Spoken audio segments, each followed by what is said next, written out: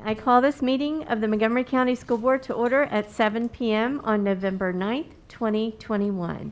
As you are able, please stand for the Pledge of Allegiance.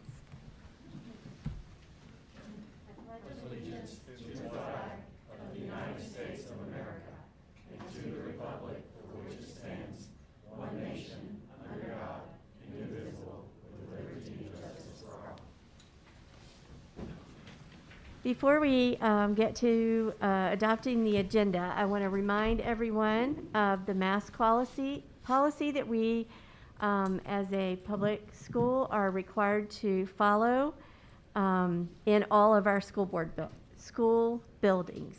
Senate Bill number 1303 provides such in-person instruction in a manner in which it adheres to the maximum extent practical to any elementary and secondary schools to reduce the transmission of COVID-19 that have been provided by the Federal Centers for Disease Control and Prevention. And the CDC stated that universal masking for all students, staff, teachers, and visitors to K through 12 schools, regardless of vaccination status. The next item on our agenda is the adoption of the agenda. Oh, I'm sorry, and it's not on. That's okay. All right, so we are going to have our school board representatives, student representatives, give us the mission and beliefs. And Jeffrey is from Auburn High School, and Sean is from Christiansburg High School. Go ahead, gentlemen. MCPS is an innovative educational community. We value diversity, and we are committed to equity and inclusion. MCPS empowers learners to realize success in an ever-changing global society through collaboration with communities, families, staff, and students. MCPS provides a safe, engaging learning environment and intentional exposure to positive social, emotional, and academic experiences. Our beliefs are all students can learn in order to pursue their dreams. Schools are safe places of joy, wonder, and creativity. Every person deserves to be loved, valued, and respected. Kindness is an essential skill of a responsible, productive community member. The diversity of our community is one of our greatest strengths. All people deserve equitable access to opportunities and resources. Every child deserves an advocate. Honoring the voices of students and other stakeholders strengthens the school community. Open communication and feedback are vital to our growth. Learning and teaching are collective efforts that begin at birth and involve the entire community. Relationship building and high expectations are foundational to student success. Thank you, guys. Our next item is the adoption of the agenda. May I have a motion to adopt the agenda? Ms. Graham, or Yes. Chair Graham, I'm sorry. I would like to make a motion to amend the agenda. And with that, I would like to ask that we put item L, which is listed under the business meeting as staff vaccinations. If we could move that more to the top of the agenda, and the reason for that request is because I know that most of our teachers, faculty, and staff are either here in person or watching at home.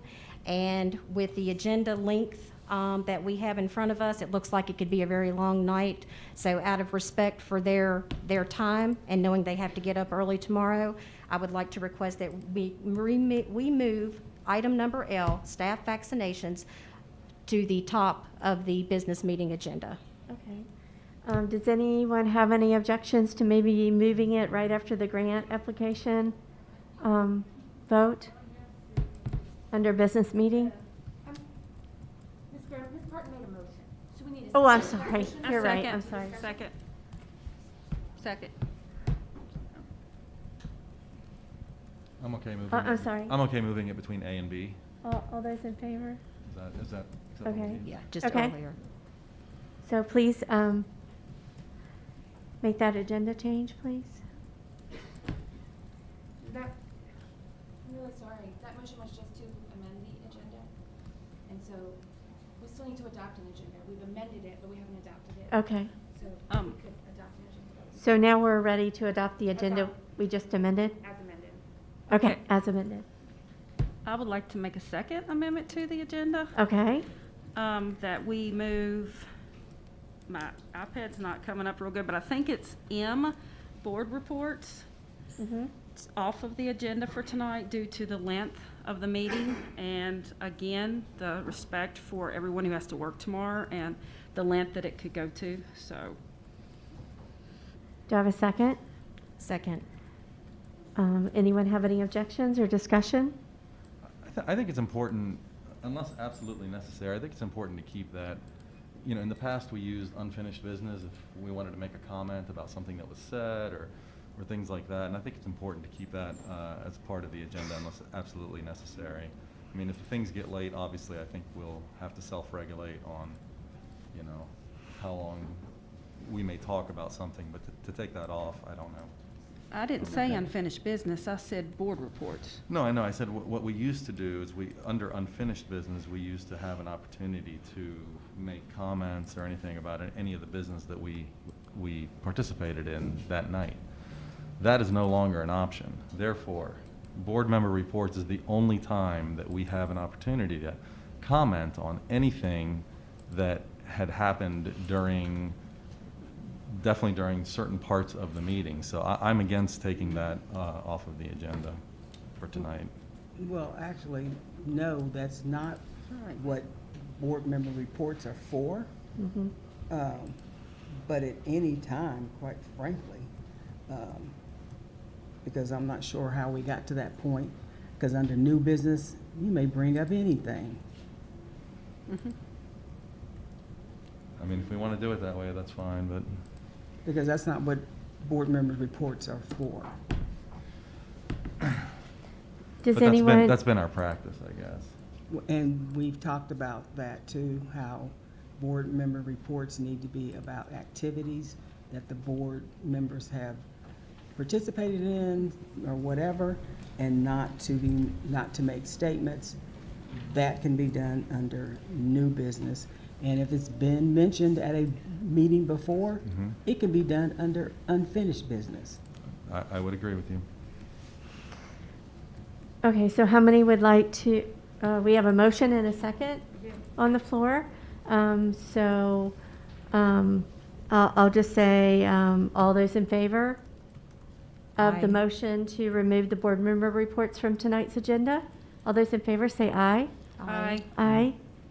All those opposed? Aye.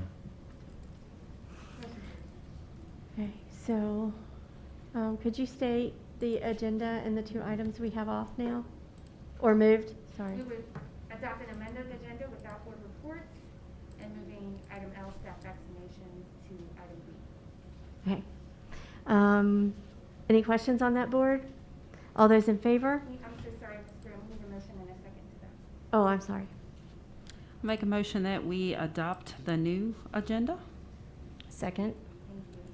Thank you. Okay. Any discussion or questions? Right, all those in favor? Aye. Aye. Any opposed? We have an agenda.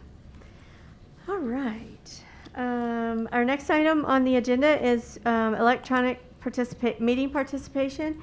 Ms. Cass is asked to participate in tonight's meeting electronically as she is out of town. Do I have a motion to approve electronic participation for Ms. Cass? So move. Second. All those in favor? Aye. Aye. Any opposed? Okay. May we have just one moment to get Ms. Cass on the phone, please? I'm sorry. May we have just one moment to get her on? Absolutely. I was just going to ask, tell me when you're ready. It's hard to hear. She should be there. See if she can talk to her. Sue?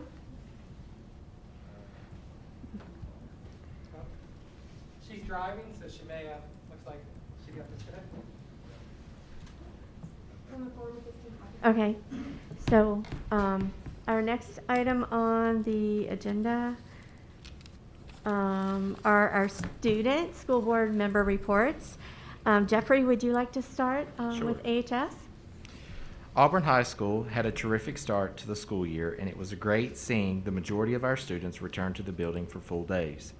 With the return of a more regular routine, it has allowed the student body to participate in all sorts of extracurricular activities. Our volleyball team is still playing and is playing tonight for our regional championship against Narrows. They are on a 71-game win streak, Wow. longest in VHSL history for volleyball. Both the boys and the girls cross-country teams placed second in the region and will participate in the state championship meet Saturday at Salem's Green Hill Park. Our winter sports season started yesterday, and AHS is excited to offer swim and dive for the first time. Our band will hold their winter concert on December the 14th. The choir will hold their winter concert on December the 16th. The drama club will perform their play for the community on December the 3rd and the 4th. The marching band had a very successful competition season, taking home first place in all three of the competitive events in which they participated in. Sorry. Read that last sentence again. Let's see here. The marching band had a very successful competition season, taking home first place in all three of the competitions they participated in. Our clubs are up and running. We inducted new National Honor Society members and 40 new beta members last month. The Future Business Leaders of America organization held its regional conference that was organized and run by Auburn High School students and staff. The FFA students had an opportunity to participate in hippology contest at the state fair. The Auburn High School held its homecoming activities on October the 8th with students participating in Spirit Week, which included decorating the hallways, which was won by the seniors, and crowning of the homecoming court during the halftime show of the football game. And that concludes the Auburn High School's school board update. Thank you. Great, thank you. Sounds very exciting at Auburn High School. Sean, do you want to give us a report from CHS? Yes, please.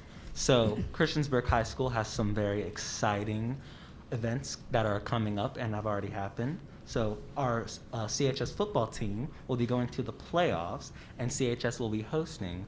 And throughout their entire season, they have only had one loss. The boys and girls cross-country team will both compete next Saturday at the state championship. We have redeveloped the Blue Demon Bulletin, our school's news program, that they have a episode every week on Friday. After discussion with students and staff and faculty, hats and hoods are now allowed at CHS with teacher discretion within their classrooms. For the Veterans Day Parade, CHS will give out to-go lunches for local veterans of Christiansburg. And the CHS Beta Club has been collecting Thanksgiving basket food donations for underprivileged families since August. And also, we will have a new assistant principal who will be starting this Thursday, Miss Bailey. That's, again, awesome news at CHS. The next item on our agenda are honors, awards, and recognitions. This is our favorite part of the board meeting when we recognize our students and staff. The board will not leave their seats during this recognition as we try to maintain physical distancing. I appreciate your understanding. Mr. Pauly, could you start with the seniors of the month?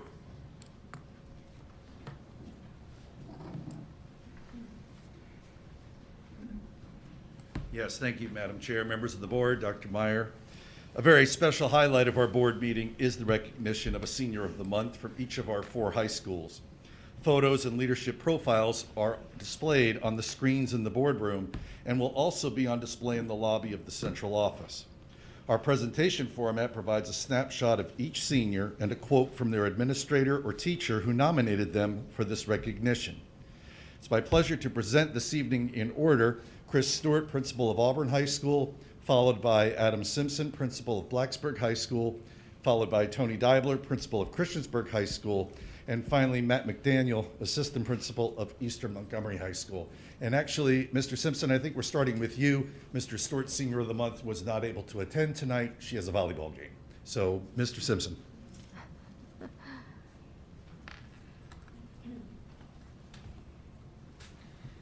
Good evening, Ms. Graham, school board members, Dr. Meyer. It's my honor and privilege to present Blacksburg High School Senior of the Month, Kylene Monahan. Kylene, want to come on up with your parents? You can stay seated or you can come up if you'd like. I'm going to read a statement from several of your social studies teachers. All right. Kylene is an outstanding, dedicated student that is involved in school sports, clubs, and extracurricular activities that support the greater community. Kylene is a straight-A student with an impeccable sense of ethics and is greatly respected by faculty and her peers alike. She is extremely mature and considerate of others. Kylene has demonstrated superior knowledge of past historical events as they relate to discussions in AP Government class. Additionally, she closely follows current events, which also greatly contributes to class discussions. She truly exemplifies the Blacksburg High School mission to be responsible, respectful, and inclusive, and resilient in all of her endeavors. Congratulations, Kylene.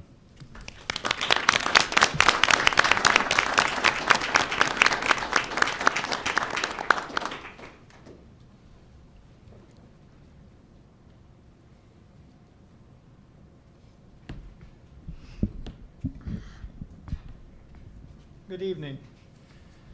It is my pleasure and privilege to inform the board that the Christiansburg High School Senior of the Month for October, because our Senior of the Month had a choir concert in October, I'll do her first, was Natalie Miller. So I'd like to invite Natalie and her family to come forward at this time. Here are some comments from teachers about Natalie. Natalie is an amazing student. She is diligent, hardworking, caring, goes above and beyond always, and has an amazing ability to laugh off challenges or awkward moments. She can see a need, and before asked, she has already handled it. She has a strength in class and can boost others' confidence beautifully, and is quick to talk with the teacher and ask for help when she's struggling. She also has great belief and hope in helping students, teachers, and the world. She adds a bit of optimism to class. She makes the classroom a happier, healthier environment. She's always smiling. You can even tell this with her when she's wearing a mask. She is an amazing human and a perfect example to represent CHS as Senior of the Month. So Natalie plans to possibly attend Radford University in the fall and major in primary education. Congratulations, Natalie.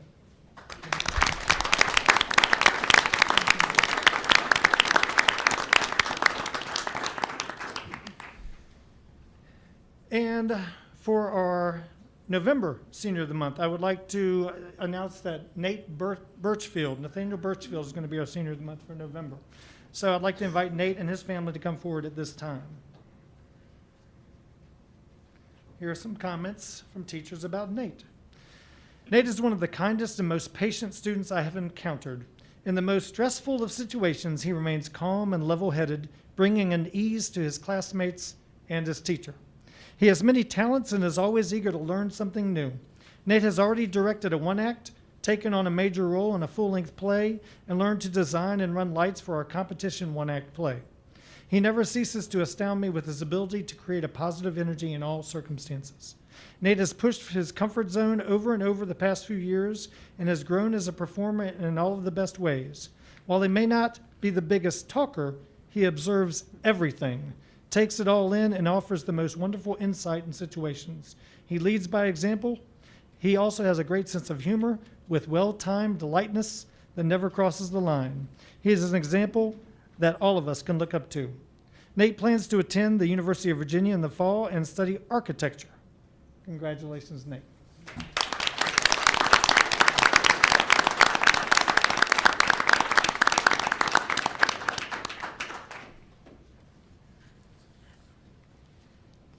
Thank you, and congratulations to everyone for Seniors of the Month. The next item on our... we didn't do Oh, I'm Mr. sorry, Montgomery. I'm sorry, I forgot one, I'm sorry. That's all right. Dr. Meyer, members of the board, this evening I'm very proud to be able to introduce to you Amaya Perry, Eastern Montgomery High School Senior of the Month. This time I'll invite her and her family.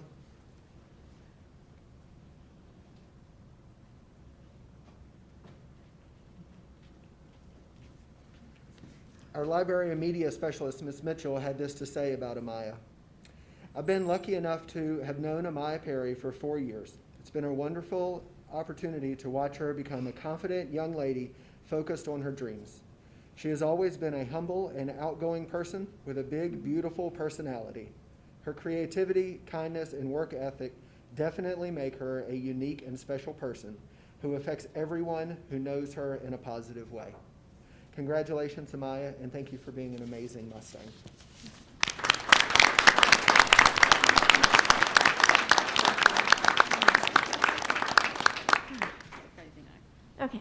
Our next item on the agenda is public address.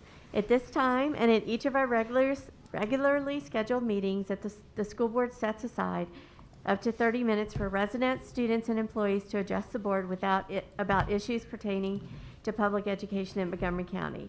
Each speaker will be allotted 3 minutes to speak. Ms. Drake will have a timer on the screen. As a reminder, the board does not respond to speakers during public address. As you come to the podium, please speak.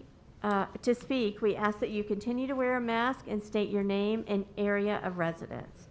Our first speaker is Nicholas Rensberger.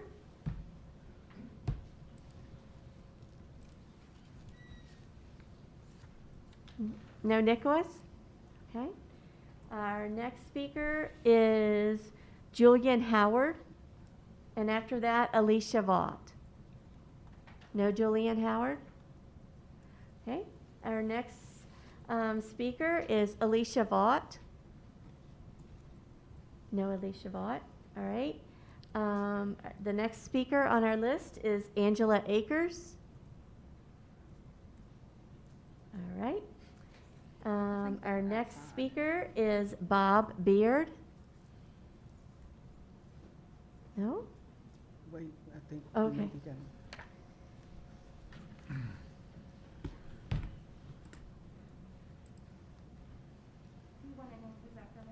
I'm sorry. Oh, yes. And so the next person will be Kelly Van Dyke. Good evening. How you doing? My name is Bob Beard. I live here in Christiansburg. I'm not here to preach. I'm here to ask some questions. My first question is, I know we're talking about the vaccine mandates. I want to know where the emergency is. Have you guys reviewed all the available databases and all the adverse effects from taking this vaccine? There's lots of data, and this is all from the HSS, which is the government information website. There's been over 857,000 reported adverse effects from taking this vaccine. There's been over 18,000 deaths. Hospitalizations over 89,000. Office visits, 134,000. Permanently disabled, 28,000. Cerebral palsy, close to 11,000. Heart attacks, close to 9,000. And myocarditis, pericarditis, I can't pronounce it, 11,500. I don't understand why we want to have a vaccine to give to our kids that has such adverse effects. The average vaccine for the last 20 years at max killed 150 people a year. This one's killed over 18,000 in less than a year. Where is the emergency? Why is Congress exempt from taking the vaccine? Why are U.S. postal workers exempt from taking the vaccine? Why we have open borders and letting 1.6 million people in this country unvaccinated? One of my daughter's good friends, her daughter took the vaccine. She was 18 years old and died two days later from an asthma attack. She never had asthma before. Guys, you guys can't give this vaccine to our kids. You can't let our kids be guinea pigs to this vaccine. That's all I got to say. Thank you. The next person on our list is Kelly Van Dyke. And after that, Donald Upham. No Kelly Van Dyke? Okay. Donald Upham and then Carol Haas. My name is Donald Upham. I live in Reiner, and I'm a substitute teacher for the school system. I'm here also to talk in regard to vaccine decisions. I know you have done a lot of study and talk since before August about this vaccine issue, but I still believe that this is a vaccine issue that needs to be between the parents and the students and their doctor, not a mandate. And I would like to read from patient education sheet for the Pfizer vaccine, and this is fine print. Consumer information use and disclaimer. This information should not be used to decide whether or not to take this vaccine or any other medicine. Only the healthcare provider has the knowledge and training to decide which medicines are right for a specific patient. This information does not endorse any medicine as safe, effective, or approved for treatment of any patient or any health condition. This is only a brief summary of the general information about this medication. It does not include all the information about possible uses, directions, warnings, precautions, interactions, adverse effects, risks that may be applied to this medicine. This information is not specific medical advice and does not replace information you receive from the healthcare provider. You must talk with the healthcare provider for complete information about the risks and benefits of using this medicine. It also says, what is this drug used for? It is used to prevent COVID. That no longer is the definition of a vaccine. The definition was changed in September 2021 to it will protect you from COVID. Because it's been discovered over the last number of months that the vaccine does not keep you from getting COVID. It doesn't keep you from spreading COVID. So this vaccine is not being a vaccine, is actually still an experimental drug. It was never approved for full use. It still is under emergency use authorization. The reason being is the companies are not liable for any injuries under emergency use. These are not vaccines, they are a gene therapy that is altering the very immune system of the human body. The body that God created and created our immunity. This vaccine tears it apart. Thank you. Thank you.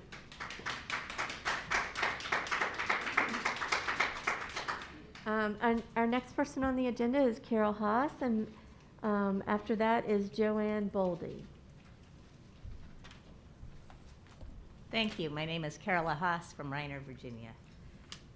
I'm here to present a petition from the Southwest Virginia GLSEN chapter, which I think Brenda Drake has distributed to everybody. Or, okay. I have it. They'll get it. Okay. So you'll have a copy of the petition. And this is just a shortened version. During the October 5th school board meeting, the board discussed teacher displays in their classrooms. MCPS teachers were subsequently instructed to remove flags, posters, clothing, etc., that show support of a certain group or issue from their classrooms, including, but not limited to, pride flags and safe space stickers. I'm here tonight to deliver a letter from the Southwest Virginia chapter of the Gay, Lesbian, Straight Education Network regarding this policy. It has signatures from more than 800 students, parents, teachers, and community members. You began your meeting with the students reading from the MCPS strategic plan, saying that MCPS provides a safe, engaging learning environment and intentional exposure to positive social, emotional, and academic experiences, and that you value diversity. For students to reach their full academic potential, they must first and foremost feel safe, accepted, and welcome in the classroom. Schools can often be hostile environments for LGBTQ students. The 2019 GLSEN National School Climate Survey on the experiences of lesbian, gay, bisexual, transgender, and queer youth in our nation's schools reported that 59.1% of LGBTQ plus students felt unsafe at school because of their sexual orientation, 42.5% because of their gender expression, and 37.4% because of their gender. However, students who can identify many supportive staff at their schools are less likely to feel unsafe because of their sexual orientation or gender expression, less likely to miss school because they feel unsafe or uncomfortable, more likely to have higher GPAs, less likely to say that they might not graduate from high school, and more likely to plan on pursuing post-secondary education. They feel a greater belonging to their school community. How do students identify supportive educators? They look for symbols, such as pride flags and safe space stickers. Pride flags do not indoctrinate students, nor do they promote a political cause. A symbol of life, healing, sunlight, serenity, and spirit since 1978, the pride flag stands for inclusivity, love, acceptance, truth, and integrity. There are those who object to the presence of pride flags in classrooms, and there are those who object to the presence of LGBTQ students in our schools. However, teachers who display pride flags are not promoting a personal or political ideology, but are instead fulfilling their responsibilities as MCPS employees to implement the mission and beliefs of the MCPS strategic plan. They should be commended by the board and the administration for their work to make MCPS a more inclusive, equitable, and welcoming community. We are calling on you to align with your strategic plan and reverse your actions against displays of pride flags and safe space stickers in MCPS classrooms effective immediately. Thank you. Thank you.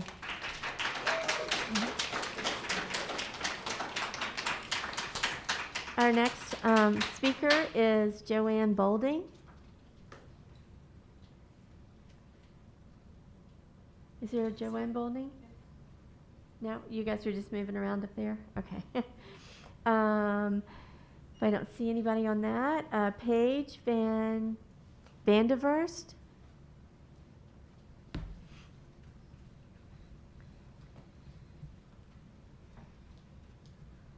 Hi, my name is Paige Vanderverst and I live in Blacksburg. I've also been an educator since 2016, and I'm also a member of the LGBTQ+ community. And I wanted to share a little bit of information with you today and also speak about my concerns regarding the removal of pride flags and safe space imagery within Montgomery County school systems. Recent data from the Youth Risk Behavioral Assessment of 2019 from Ivan Steffens et al. 2020 has found that it is a continued trend that students in the LGBTQ+ community have higher rates of suicidal ideation and suicide attempts than their heterosexual peers. I know that this board is concerned that if you allow safe space imagery and pride flags into schools, you may open the door for other such imagery, such as Confederate flags. However, I think that we need to have the knowledge and understanding and bravery to make the distinction between those two types of imagery. Students in the LGBTQ+ community are 23% more likely to commit suicide than their heterosexual peers. And I know that there's a special kind of fear and a special kind of torture in being one of the only few openly gay students in a rural school system. It happened to me when I was growing up. And as an educator, I've taught both in the United States and in a more restrictive environment. I taught in East Africa, where it is illegal to be gay. And I know that there's a special kind of fear that comes in that environment as well. And the last thing I want is for students in Montgomery County to go through the same kind of fear and the same kind of dejection that my students in East Africa did. I also know the special kind of torture it is to lose a student to death early while teaching them. And I don't want that to happen here either. So I'm asking us as a group to have the understanding and the bravery to know the difference between a slippery slope of allowing hateful imagery in our school and allowing images of support for our students, images that will allow them to understand that they are accepted, loved, and understood here. Thank you. Thank you. Our next speaker is Sophia Midkiff, and after that, Ed Guitry. My name is Sophia Midkiff from Blacksburg. Good evening, school board members and superintendent. As a former GAC member and GAC chair, I want to make a few points. At the root of the problem, it seems to me, is the confusion about the GAC's role.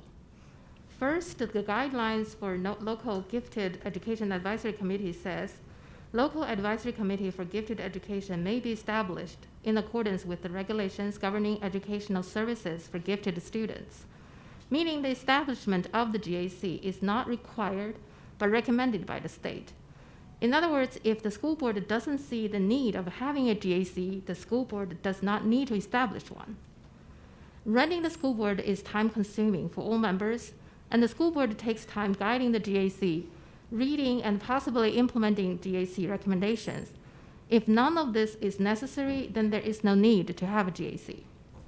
On the other hand, if the school board sees the need and decides to establish a GAC, then the school board needs to allow GAC to be independent, free from the influence by the district, especially free from the influence by the gifted program, because the GAC's purpose is to review and determine the effectiveness of the gifted plan, which is run by the gifted program.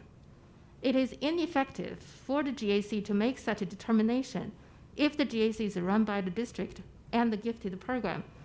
Essentially, it becomes a rubber stamp organization.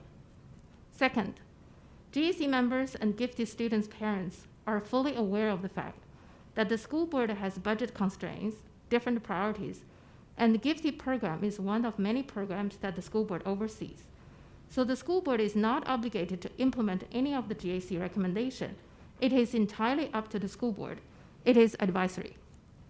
Third, GAC recommendation is not meant to be used as a measurement for individuals' job performances, not for the gifted teacher, program director, or for anyone. It is a recommendation for the program as a whole. The purpose is to help improve the gifted program.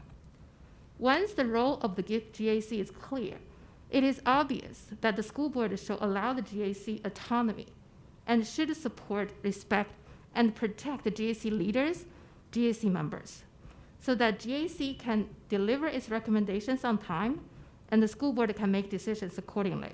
This process should be a professional one, not an emotional one. Thank you very much. Thank you. Our next speaker is Ed Guitry, and after that it will be Sean Gaynor. Thank you. Ed Guitry, Blacksburg.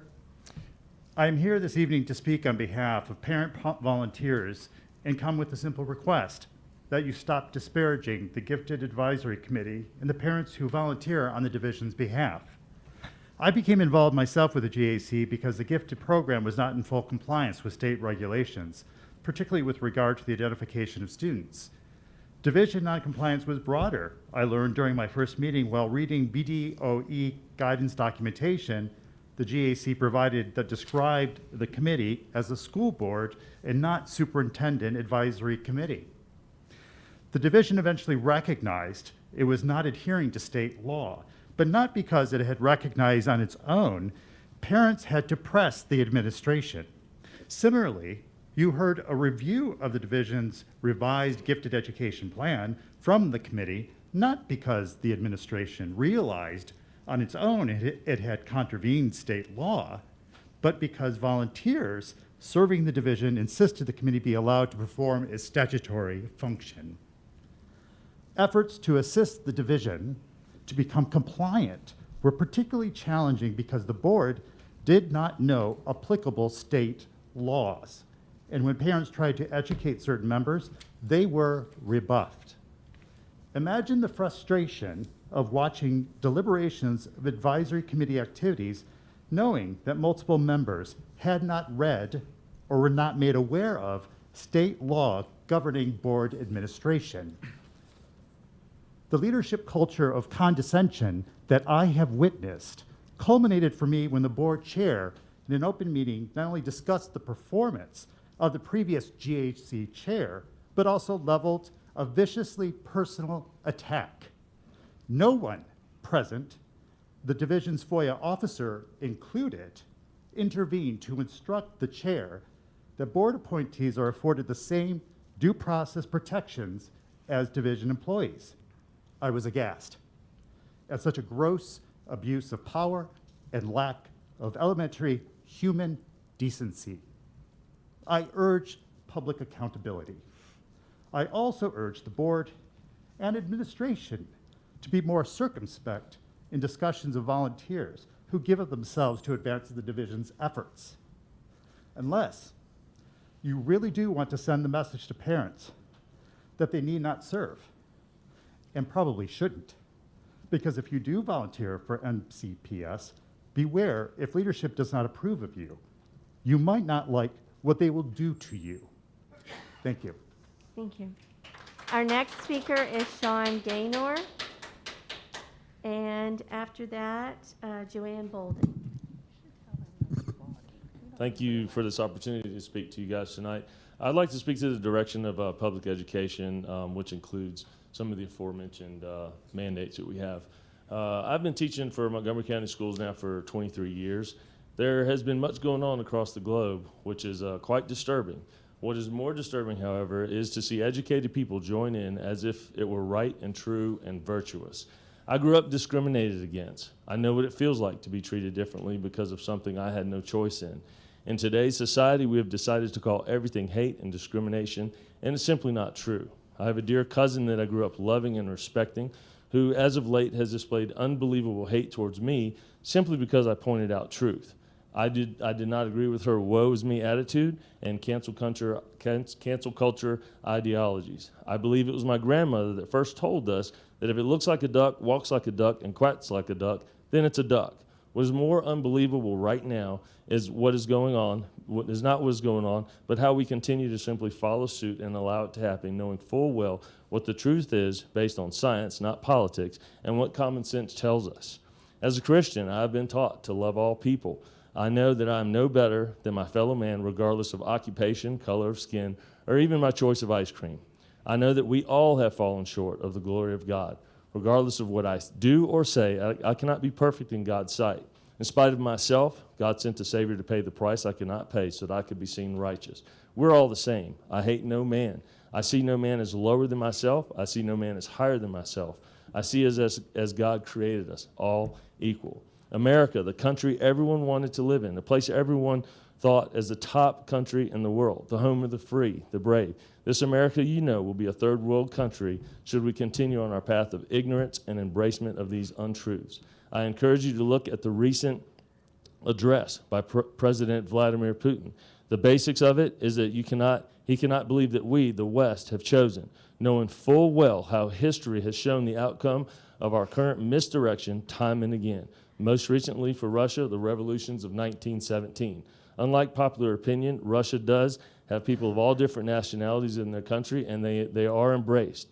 He addressed this and even used a famous Martin Luther King Jr. quote regarding equality and character. The verdict to the rest of the world, do what you want, but count us out. It's not uncommon as people silently think and share in the safety of their homes in small groups. Many Americans today feel the same way, but are now being shut up and struck down. Yet we, like those Aaron Rodgers, Shaquille O'Neal, now saying the same thing in not so many words. We're not using common sense. You have said many times in the past, I work for you, just as I work for those students in my classroom. I implore you today as ambassadors of the educational system, work for us, do for us, listen to our voice and represent us, make sound decisions, and take a stand against the tyranny we are now faced. Gaynor, This has your to time stop, is and it up. starts with those who make a difference. Thank you, Mr. Thank Gaynor. you for your time is up. The next speaker is Joanne Bolding.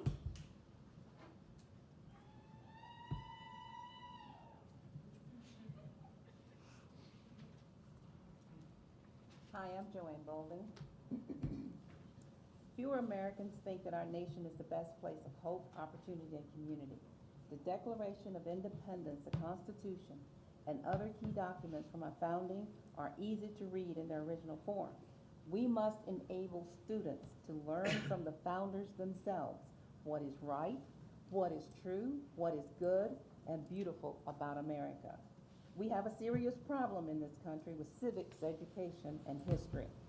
Not only are there widespread efforts to undermine the country's founding principles, such as Howard Zinn's A People's History of the United States and the New York Times 1619 Project and CRT, but the prevalence of civics and history as subjects in schools have declined. In recent conversation, the Vice President of the Heritage Foundation's Institute pointed out that multiple surveys show a negative trend in civic literacy. Fewer Americans think that our nation is the best place of hope, opportunity, and community. That loss of confidence threatens the sanctity of the American ideal and its validity and relevance to our self-governing republic. Parents, do you want your children who do not know right from wrong? Do you want to live in a country with people who do not know right from wrong, vice from virtue? I don't think so. So Horace Mann, a leading advocate of public education in the mid-1800s, when America was still a young nation, said that a republic whose citizens were uneducated would be like an insane asylum. And that's exactly what we have in our schools today. He believed that public education was essential in cultivating civic virtue and character in students. That was the primary driver of taxpayer-funded public schools.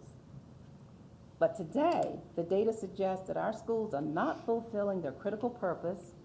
The National Assessment of Educational Progress, also known as the Nation's Report Card, recently released its assessment results, which show that only 24% of 8th grade students perform proficiently in the civics exam. These results point to an evident crisis. And here we are talking about transgender bathrooms, masking, mandates. So our solution to the left's agenda is vouchers to address an education system gone mad. Vouchers is our solution to the mask mandate, transgenderism, bathrooms, and pronouns. Thank you, Ms. CRT, Bolding. white Your time is privilege, up. and victimization. Thank you, Ms. Bolding. Your time is up. Our next agenda item is a presentation from Anna Vigian. Ms. Vigian, you have 10 minutes to address the board. Ms. Drake will put a timer on the screen. The board will not ask questions or respond during this time. You may introduce yourself when you are ready. Excuse me. So you're saying public address is complete? This is part of public address. And after this, public address will be closed.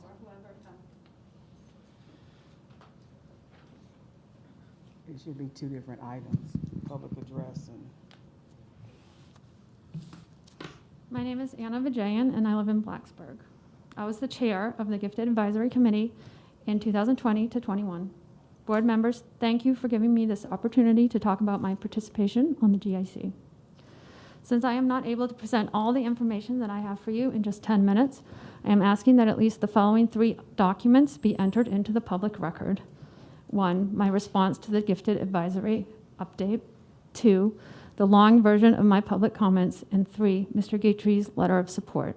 And Ms. Drake now has those in her possession, as well as additional documentations that I've asked her to hand out to you. I will first address the allegations Ms. Graham made during the Gifted Advisory update of your September 21st meeting. I want to be clear that as GAC member and chair, I always adhered to the highest ethical standards and always conducted committee work in strict adherence with the Code of Virginia, state regulations, and school board policy. Board members have already heard via email from one current GAC member about the conscientiousness with which I conducted GAC work, and today I am submitting to you 3 additional letters of support. Ms. Graham's statements were riddled with factual errors. My response to the Gifted Advisory update refutes each and every statement Ms. Graham made about me or about the committee. Here are just a few examples. Ms. Graham stated that, quote, Ms. Whitaker had noted that the chair tried to change the bylaws at the first meeting. This is not true. In fact, the bylaws were not discussed at all at any of last year's GAC meetings, and I did not try to change the bylaws at any time. Ms. Graham stated that Ms. Whitaker had noted that the chair was, quote, continuing to misinterpret the Virginia Code incorrectly. However, before Ms. Graham got involved, it was never stated to me that I was interpreting Virginia Code incorrectly. As I mentioned before, I always made sure that committee work was conducted in strict adherence to the clear language of the Code of Virginia. Later in the year, Ms. Graham did quote the Virginia Code to me to argue that providing recommendations was outside the purview of the Gifted Advisory Committee. However, she was incorrect. The Code of Virginia clearly states that the recommendations of the committee, this is a quote, shall be submitted to the school board and the superintendent. Ms. Graham stated that GAC meeting time, quote, was mainly used to educate the chair on current practices and pedagogy for gifted students. This is not true. It's easy to check the veracity of any statements about the conduct of meetings last year, since all but the February meeting are available on the MCPS Gifted Advisory Committee YouTube channel. In fact, over the course of the year, exactly 3 minutes and 3 seconds of meeting time was used to answer directly to questions or issues that I personally raised. Let it also be noted that in order to be effective, advisory committees must be places where questions and ideas can and should be discussed. Members of the board, I ask that you review the complete text of my response document in which I refute each and every one of Ms. Graham's accusations. that you apologize to the GAC members for the conduct of the administration, and that you take some form of disciplinary action toward Ms. Graham for the falsehoods that were spread at the open board meeting in September against me. At this time, I want to take some time to discuss some of the challenges I faced as a GAC member and chair. Every single level of the MCPS administration was engaged in a pattern of conduct designed to minimize the independence and effectiveness of the GAC. I have time to give you only a few of the many possible examples. First, the administration showed many times that they either were ignorant of or willfully acted in violation of the law and state regulations. For example, back in July 2020, the former GAC chair before me attempted to submit the GAC recommendations to the school board via email. We learned in November of that year that the administration had never performed the necessary steps to complete the submission of the recommendations to the board, despite the clear language in the Code of Virginia requiring the submission.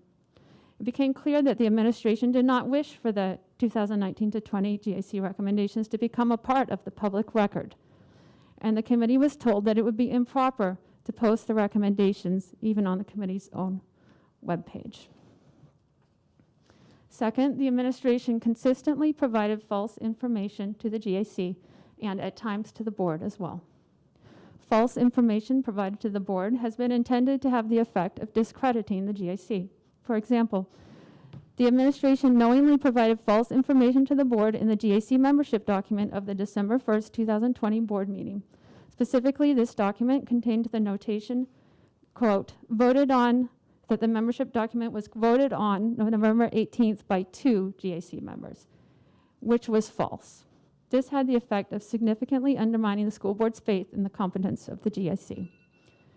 False information has consistently been provided to the GAC with the intention of manipulating the committee and altering the course of its activities in 2020 to 21. For example, even though the GAC bylaws clearly state that, quote, the GAC may review annually the GAC bylaws and recommend changes to the bylaws for the school board to review, administration informed me that the GAC, in fact, could not review their own bylaws in 2020 to 21 unless the committee first voted to send a new scope of work to the school board and then waited for and received the board's approval of the new scope of work.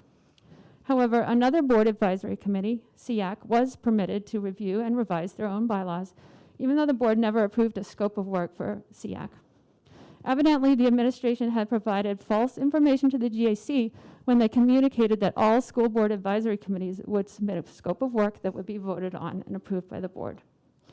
It is evident that the information provided to us by the administration that, quote, the GAC does follow the same guidelines as all other groups in an advisory capacity was also false.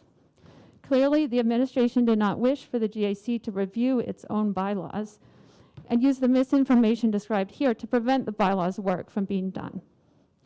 In another example, the administration improperly took control of the GAC in September of this year by informing me that my term as chair had ended and subsequently changed the agenda of the upcoming meeting. Note that GAC bylaws do not specify terms for officers. When I asked for the basis for the statement that my term as chair had ended, I received no reply, and I have yet to receive a reply to that email. Third, the administration engaged in intimidation. In particular, there have been multiple instances over the past year of administrators engaging in intimidation by falsely accusing me of either unethical behavior or of actions not in compliance with state code or school board policy. I have time to describe just one of these accusations here. This past August, I sent an email to the 2 GAC members who had not shown up to 4 consecutive meetings in 2020 to 21. My email to these members provided the information that the GAC bylaws state that, quote, if a GAC member misses 4 consecutive GAC meetings without notifying the chairperson of his or her intent to remain on the GAC, the school board may remove the member from the GAC, unquote. My email also asked the members if they wished to stay involved with the GAC. I wanted to extend that courtesy to members who may not have known about the relevant section of the GAC bylaws in order to give them the opportunity to express their intent to remain on the GAC. One member ended up asking to be removed from the committee. I subsequently received an email from a member of the administration stating that, quote, some of the resignations sound coerced. My email asking for the wishes of committee members did not, in fact, constitute coercion. This is a clear example of the administration making a false accusation in order to intimidate. Given the intimidation that I myself as a parent volunteer have experienced at the hands of this administration, I can only imagine what it might like to be an employee. It should be noted that my email to board members of August 14th, 2020 describes the situation of a former GAC member who resigned because of fear of retaliation against a family member who was an employee. Members of the board, I ask that you investigate the questionable conduct of the administration that I have described here, and I ask that you hold those who are responsible accountable. Until the school board addresses issues within the administration, I fear that you will be left with a committee that cannot possibly function effectively in its advisory role. If there is anything that you would like to discuss with me or about which you need more information, please feel free to contact me. I would be happy to speak with any of you at length about my comments tonight and about the documentation that I have provided. Thank you very much for your attention. Thank you. Thank you. Public address is now closed. The next item on our agenda is consent items. If there's nothing to be pulled from the consent agenda, then we will consider the consent items approved. Is there any discussion regarding the consent agenda? Okay. The next item on our agenda is payment of the bills. Do I have a motion to approve the payment of the bills as presented? So moved. Second. Any discussion? All those in favor? Aye. Any opposed? Thank you, Sue. We can't hear her really well, but it should be good enough between the group of us. Okay. The next item on our agenda is the financial summary report. Do I have a motion to acknowledge receipt of the financial summary report for September? So moved. Second. Any discussion? All those in favor? Aye. Aye. Any opposed? Our next item on the agenda is the financial summary report for October. Do I have a motion to acknowledge receipt of the financial summary report for October? So moved. Second. Any discussion? All those in favor? Aye. Aye. Any opposed? Okay. We got Sue. Okay. All right. The next item on our agenda is our business meeting.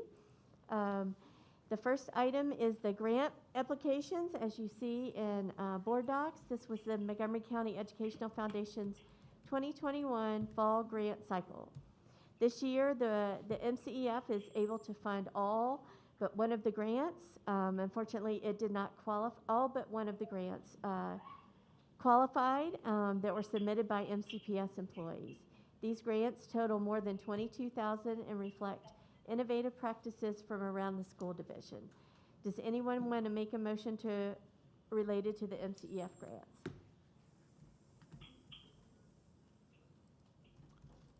I move.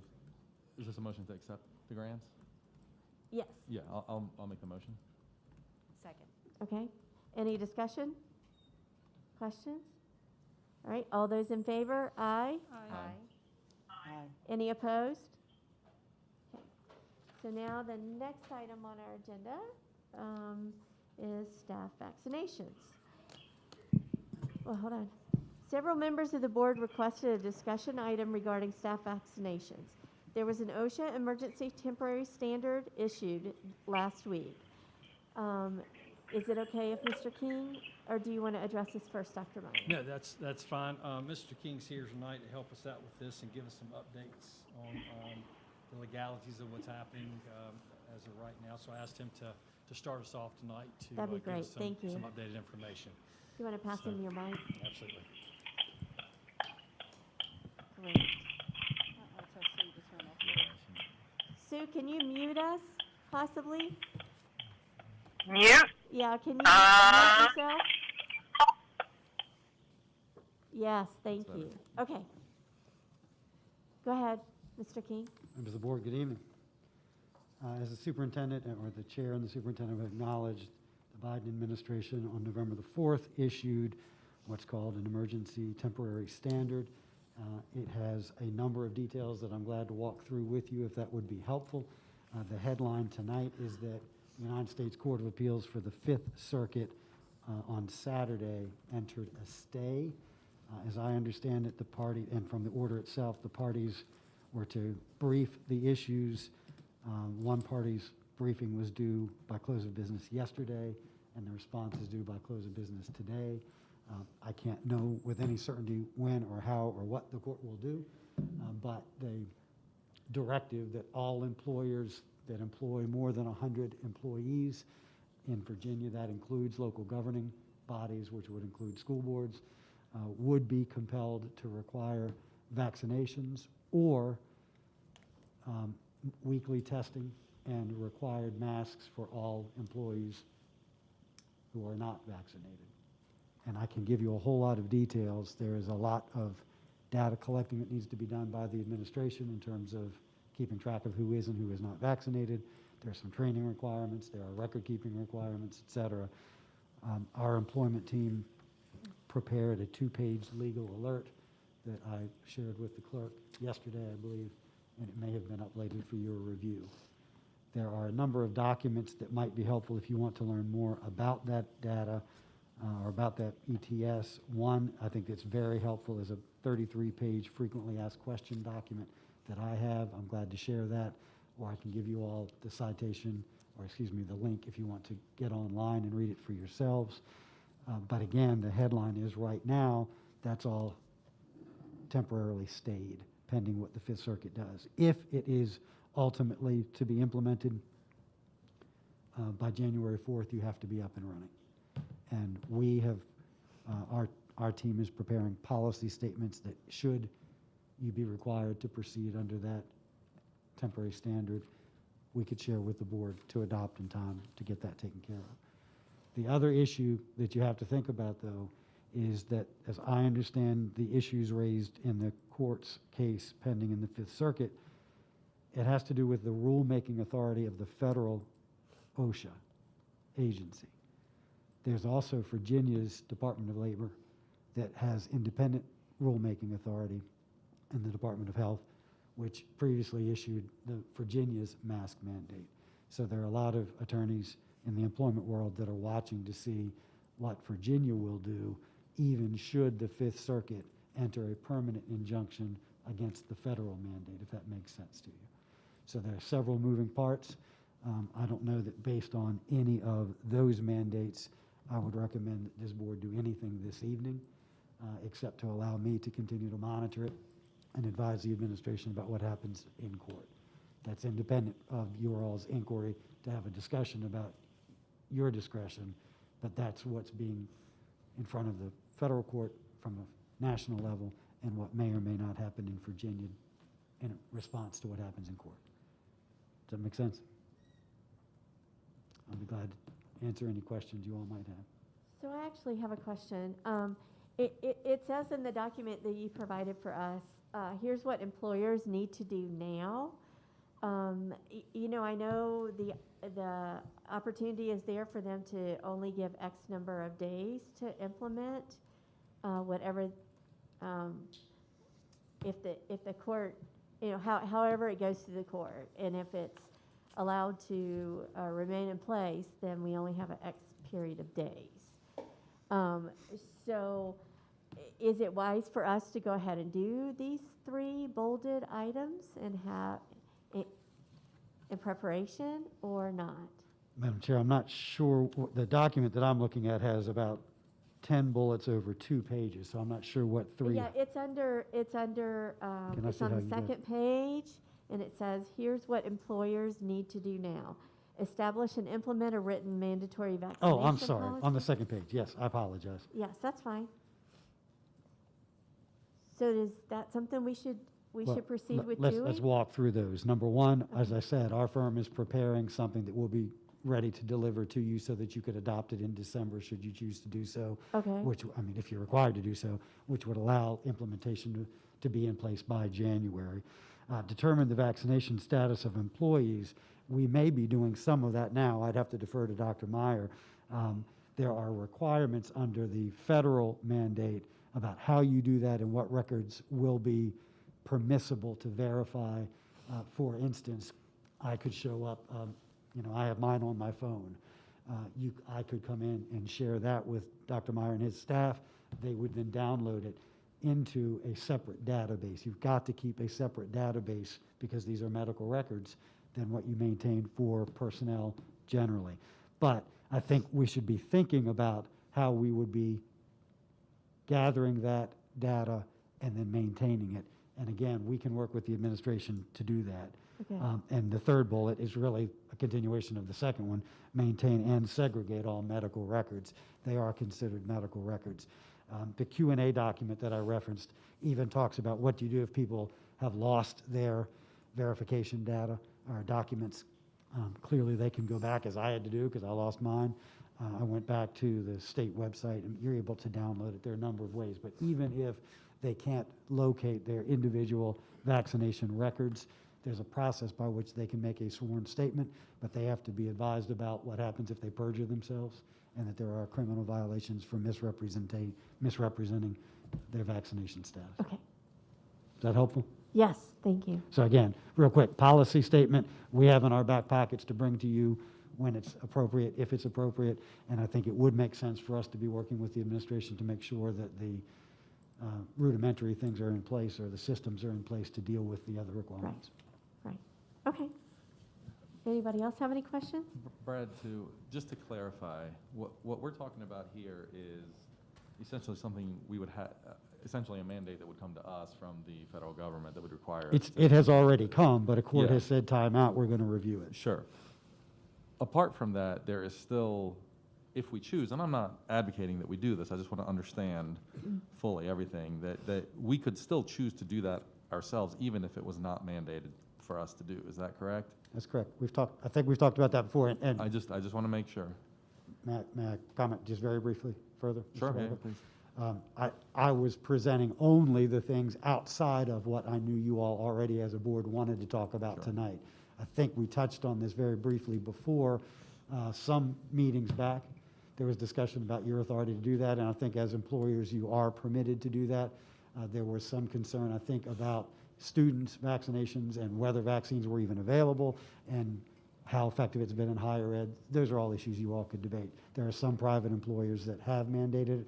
I'm not aware, I'm not saying I know this with certainty, but I'm not aware, as I sit here right now, of any other K-12 institution in Virginia that has mandated vaccines for its employees.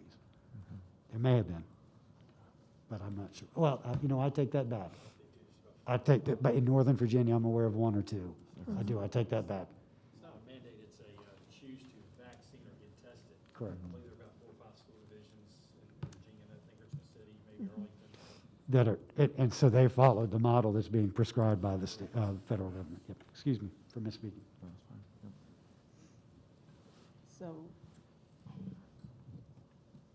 I can't remember the program that the state has given us the ability along with funds and would be able to pay for a individual to keep track of the records that we're talking about, right? Yes, either Danny or Jason has this, they have this figured out. I know Jason does, you good? Just in case. It's the VISTA program, and we are part of that, and we are working towards, we will create our pools, we will, that they will test of unvaccinated or even vaccinated if they want to test, but we can use those for our employees who are unvaccinated should this mandate go into effect. So we're prepared to do, tell where we are right now in terms of organization. Yes, sir. We've been partnered. Since our last school board meeting, we were waiting to be partnered by our laboratory. We received, I've got the dates written down, but in the last couple weeks, we've received our partner. It's a company out of Nashville, Tennessee. We've met with them twice so far. Our last meeting, we started to set some timelines and some things like that. Ms. Drake has been working up the permission slips for students whose parents want them screen tested. And we intend to probably have that message out before the end of this week.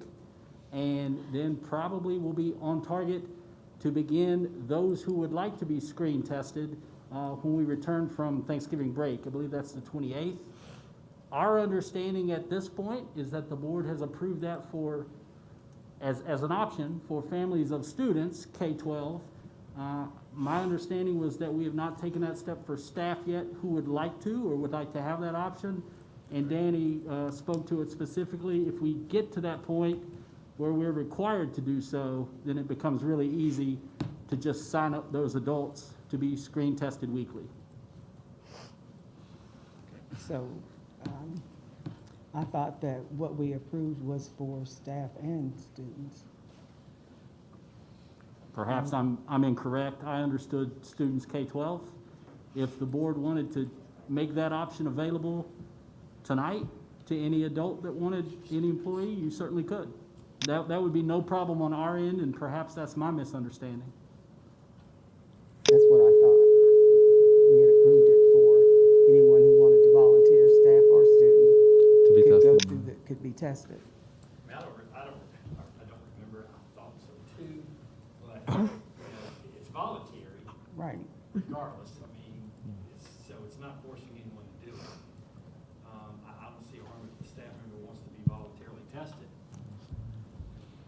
Dr. Meyer, if I can remember correctly, I want to say I do believe Ms. Franklin is correct, and I do believe that the talk about the students were that volunteer but had to have parental consent. Was that Right. something that we had discussed? Yes, that's correct. Yeah. So, I mean, if you all are okay, be volunteer for staff or students, I think that's fine. And we're prepared if, we need to do larger, the company is prepared if we need to do larger groups later on due to any mandates or that we Yeah, be able to do that. That's no problem. Ms. Drake may have a clarification. So at the time that you reviewed the VISTA testing program, you'll remember there were options on a screen, right? And it broke down different categories. In the minutes, the board agreed to participate in the VISTA pool testing program as voluntary for any pre-K through 12 student. For the screening, you approved symptomatic testing for staff. So the Binax Now kits that we have that we can provide to adults and they can do the telehealth, you approved that for staff. At this time, this was September 21st, you did not say that you wanted staff to participate in the screening testing program through VISTA. She's right. Okay. But we can. Yeah, I think at the time, if you remember where we were, we thought we were closer to this mandate of testing, or actually getting vaccinated. We didn't realize at the time it was going to be such a long process to get us information from the federal government as to what we need to do. We thought it was going to be a lot quicker. So, I mean, I see no harm in letting anyone who wants to have a test. But that is up to you. I think the key word is voluntary. Yeah. Right. And want, and that's, as long as that's the case, then I'm okay with it. But And I think maybe, I don't know if there were concerns about, I know when we first rolled this out, maybe there was some uncertainty about how many tests would be available. So Yes. if the availability has ramped up at this point, I don't see a problem. There's no issue with that. Okay, so I'm hearing a consensus, easy that if a staff member wants to be tested, they can, even without symptoms, voluntarily. voluntarily. Okay. Okay, so, but there's two different things we're talking about here. One is a cohort of folks who want to be tested on a regular basis so that we can determine the amount of spread possibly, and then someone who may feel they're symptomatic and wants to be tested. So we're just saying across the board, anyone in any of these situations, someone who wants to be a part of a cohort or an individual who just wants to be tested. Okay? Yes, ma'am, we can do that. I guess the big clarification or the big detail there is for the symptomatic student or the symptomatic employee, we're able to provide the Binax test, which is an antigen test. It's the 15-minute turnover time, right? And those are guided tests. They're kind of telehealth supported. The other testing, the surveillance or screening testing, is PCR. So those would be done regular intervals. Weekly is currently how it's set up. They are transported the day of the test directly to Nashville. As soon as it reaches the lab, then you've got a 9-hour window for that test to turn over. So a little bit difference in the test, Right. but we absolutely have the ability now to test symptomatics very, very quickly, and also provide screening testing for those who choose to pursue that option. Okay, just a question, is there a limit, because, or if it's, with the testing, is it a pick up and go kind of thing, or is it have to come to a site and do it? Just because I can see maybe, well, so-and-so's got a family member that I'm gonna pick up one and see if they've got, you know. No, we So have how to- does that work? Sure, the Binax tests, the antigen tests, we basically issue them out. So like, take, for example, an employee, Danny says he needs a test for an employee, we essentially sign that out to an individual. I have to report weekly how many tests we've used. So it's governed. Yes, ma'am. Yes, Gotcha. ma'am, very closely. Gotcha.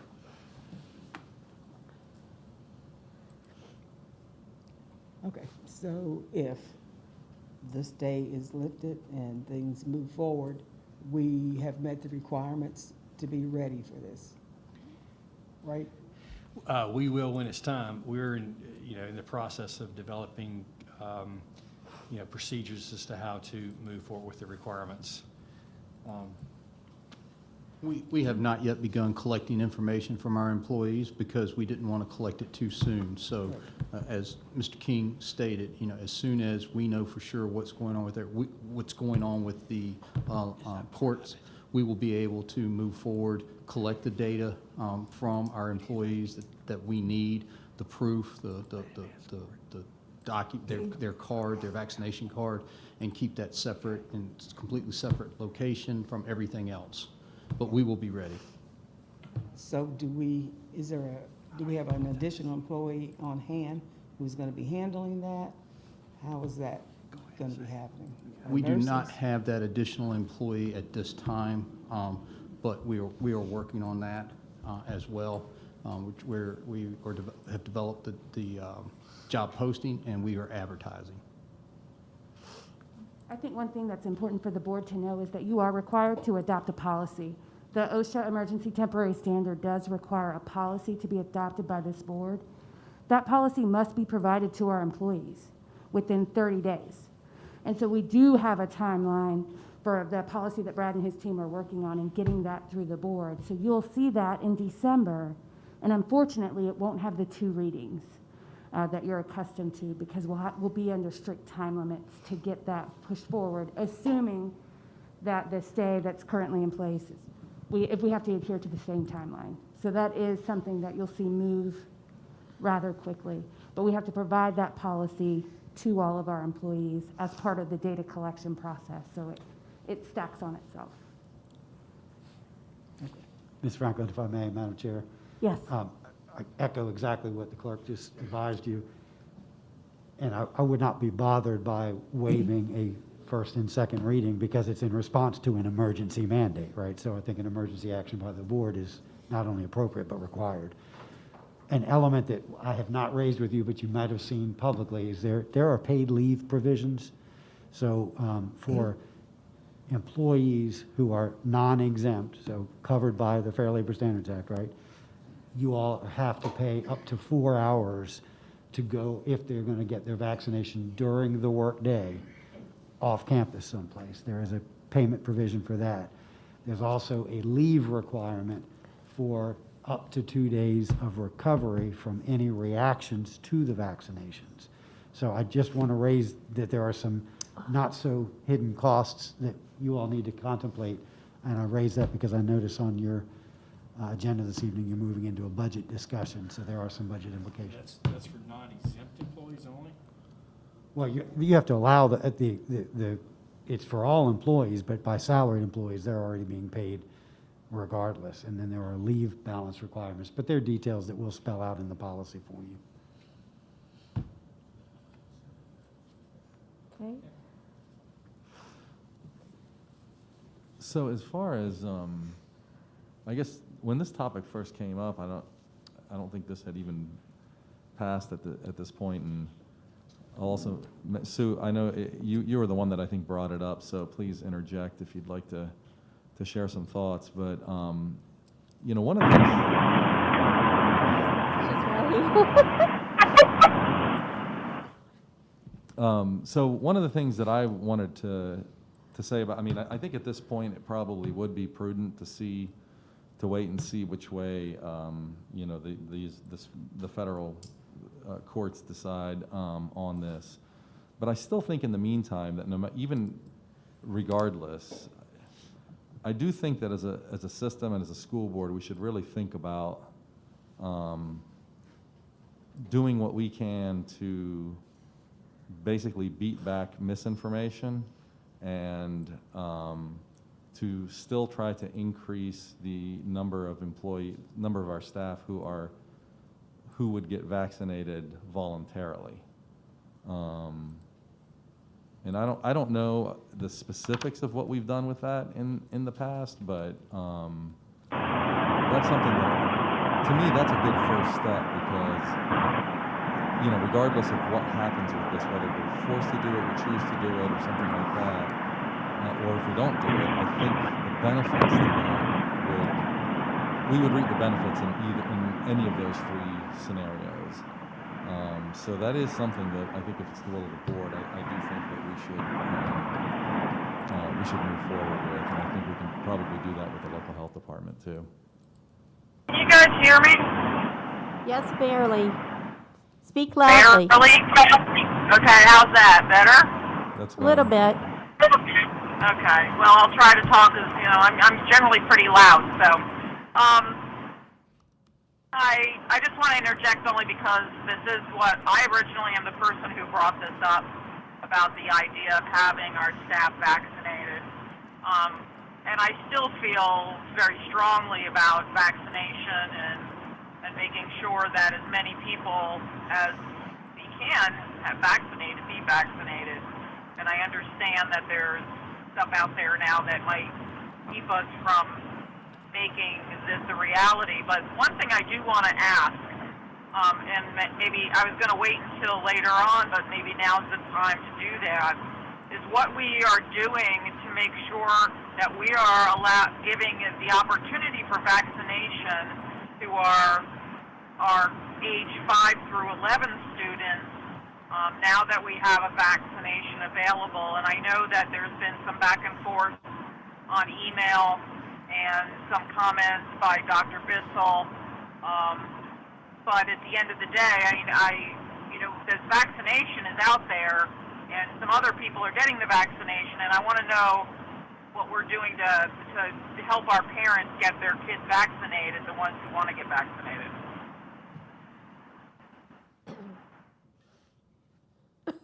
Yes, ma'am. We have been talking with the task force and the health department about in-school clinics. There are some issues around the in-school clinics, very similar to when we first had the vaccines approved for adults. Right now, what we're facing is a situation where the demand is exceeding the supply. So when you also begin to look at, for example, to host in-school elementary clinics for Montgomery County, that's 11 schools that they would need to be at, plus coming back for the second dose. So it's 22 visits to manage. And also there's the timeline associated with when that second dose should occur. So some more tangible things that we have been able to do thus far is there's a rather large vaccination clinic being held at Christiansburg Rec Center on Friday of this week, if I'm not mistaken. Tomorrow. Right, tomorrow. And just to speak to that clinic had, I believe, 500 doses available. As soon as we received information about that clinic, Ms. Drake had it sent out literally within a half hour of us receiving it. That clinic is now full, but of those 500 doses, that is over half of the second shipment that has come to our health department. They already went through their first delivery for 5 to 11-year-olds, and over half of their second delivery, which is either scheduled to be delivered, I think today, in hopes of being able to host that clinic tomorrow, over half is used up in that very next situation. The other issue is we do have a lot of parents, as they begin to talk about wanting to see their child of that age being vaccinated, they also want to be there. They want to be in attendance, they want to be with their child, and at some point that also becomes, if that's what needs to happen, then perhaps it is you can schedule better, you can arrange better if you're making an appointment with your doctor's office or your local pharmacy. But we have not given up on in-school clinics. We're just facing the supply-demand need, just like we did back last year for adults. I'm just curious, Jason, how come the Blacksburg New School was able to have a vaccination clinic and we weren't? I can't speak to that directly. I mean, again, that's one school, right? So that's a one-stop. It's also much smaller compared to most of the rest of our schools. So, again, I can't speak to it specifically other than that's one school and their program's done, whereas it would be 11 schools for us. And certainly, as we've seen, as we work with other schools around us, right, like Montgomery County, Pulaski County, Radford City, like this is something that if one division does it, then certainly the others are going to want it as well. And we're working with a very limited staff to support some of these needs as well. Again, going back to when we did the clinics for adults, we also at that time had a lot of our medical reserve corps in place, and at one point even had National Guard support. That all isn't as readily available as it was back then. So again, I understand that it's a desire, it's a need for some families specifically, and we've been working hard to try to get those arrangements set up and scheduled. But right now, we have not gotten those in-school clinics planned for that age group. It's just really frustrating. I'm sorry, but we've known for I don't know how many weeks now that these vaccinations were coming out, and we knew how much people were anxiously waiting for it. And now that they're here, we can't even get them. And I'm just a little perplexed by it all. And I think there's a lot of parents that are perplexed by this also. You would think that this would be like on the top of the list of things to get done to get these children vaccinated, knowing that we've been waiting for it for a really long time. So I'm not blaming you, obviously, but it's just a little frustrating to know that, we don't have, but we haven't, you would think somebody would have planned in advance to be prepared to make all of this happen. So that's my only comment really on all of this. And as far as the vaccination for teachers, I still believe that we should be making it mandatory, but I think I'm in the minority on that. So. Thank you, Sue. Does anyone else have any other questions regarding this or updates? Okay. So do we want to, is there anyone else who's interested in having us take action as far as education goes on the vaccine? Or are we just not interested in doing that? What do you mean on education? Well, I think there's a lot of misinformation out there. I think, one of the, the thing that happened was it this weekend or last week with Aaron Rodgers, who was a kind of high-profile celebrity, right? Gets up there on camera and starts spouting things that are just demonstrably false. And I think, we hear it in our public comment. I hear it everywhere. There's, this has gotten, unfortunately politicized to some degree, and because of that, there's just been a lot of misinformation out there. So we are in a unique position, and we may be in a position where we don't have a choice, right? And so, I think Ms. Karan expressed at the last meeting and again to us, a concern about possibly losing some percentage of employees if they, if it becomes a mandate. And I think that the impact of that would be less. In other words, I think less people would be afraid to say, maybe they wouldn't do it voluntarily, but if they had to, they might be more inclined to do it if they knew the facts. If some of the misinformation that they'd heard about how dangerous it was or whatever was actually spelled out somewhere, whether it's on a website or in material that we give to our staff or something like that. I think it's important to do that. I think it's important that we get, to a higher rate, and we'll cross that bridge, I guess, after, was it December or something? Maybe we'll get there, but in the meantime, I think for either a soft landing if we need it, I think that we should think about working with the local health department to make some information available in one spot that kind of dispels some of the myths. I guess that's why I'm just asking if there's anybody else on the board that's interested in us making that effort, or are we already doing it? I don't know. The one thing we did, not necessarily in regards to vaccine, but to COVID, is we were required to give present information to all employees through an in-service. And who can explain that? Go right Mr. ahead. Knott is who put that information together. So every employee had to complete a COVID, and I'm not trying to speak for you, Mr. Knott. That's fine. Had to complete, I had to do it myself, had to do a training, and at the end of it, we had to complete a quiz to certify that we knew the information that was presented. So it wasn't just I go to the end and I fill out a Google form. I had to complete a quiz as if I were a student. We've also worked, as you know, we're an active part of the New River Valley Public Health Task Force, and we've sent out information. There's a lot of fact versus myth information on the Road to Wellness site. So for us as an employer, we've really tried to toe the line between providing facts and providing information versus convincing people to make a specific choice. And so we have provided facts and information as well as numerous vaccination opportunities. As you know, we were one of the largest employers in January. We were able to get vaccinated very, very quickly. And there was a really high demand among our employees for that. My glasses are getting wet from the heat. And then again for the boosters. But as people have come on board, as new employees have started, Mr. Garrettson reaches out to them individually to let them know that they're eligible and to help schedule them for vaccination appointments with the health department. So there's been a lot that has occurred.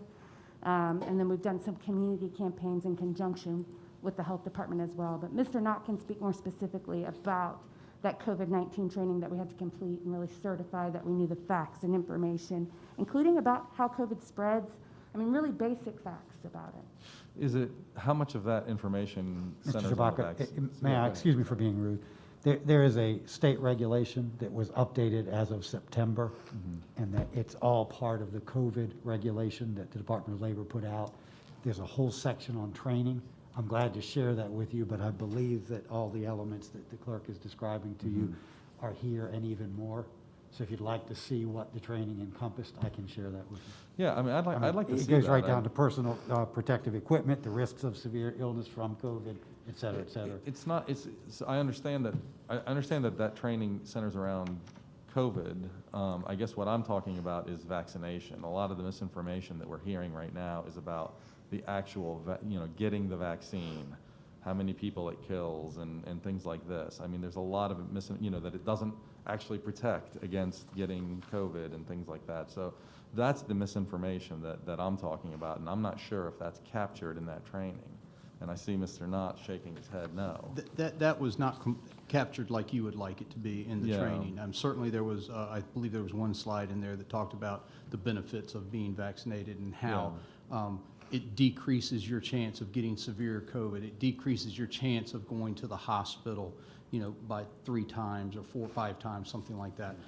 We worked with our business partnership through the health department. They helped create the PowerPoint that we use based on the information that came from the government that Brad was just talking about. Do we link that somewhere on our website, on our COVID page? It is not linked anywhere, but I can certainly send it to you. Please. I mean, I would just love a link, Sure. for people with sources and things like that, right? does the health department have vaccine information in terms of that we could? The New River Valley Public Health Task Force has some vaccination. Again, that fact versus myth thing is a lot of where they focus on misinformation, especially because when you start talking about things like viruses and vaccinations, the science is so detailed, and it's so easy to get lost in that. But I would also say that we know we have over a 70% vaccination rate, at least when it comes to the primary vaccination, which is really high. And that's just what we know from what we've done, not from what people have done outside. And I wonder.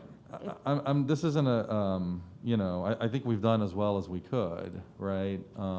We're, at this point, you know, trying to swim upstream a little bit, I think, you know, on the misinformation and whatnot. But I think it's important to keep combating, and I think it's important to repeat it. I think it's important to have that information at everybody's fingertips, and I think it's important to send that out to people, because I think, I don't just think, I mean, I think it's a fact. I mean, we heard it from Dr. Bissell when she was, you know, here speaking to us, that it's essential, I think, for the future. And nobody knows exactly how, you know, what turn this pandemic is going to take. Thankfully, right now, we seem to be in a little bit of an ebb on things, but we know, you know, we thought that last summer, and we started making plans, and then boom, you know, Delta kind of beat us back, and I don't know when we're going to get to that point again, but again, listening to the experts, I don't think a 70% overall vaccination rate is going to be good enough to put this thing to bed forever. And I'd like to kind of get beyond this and take off these masks and have the kids take off their masks and just, you know, move on to normal education. So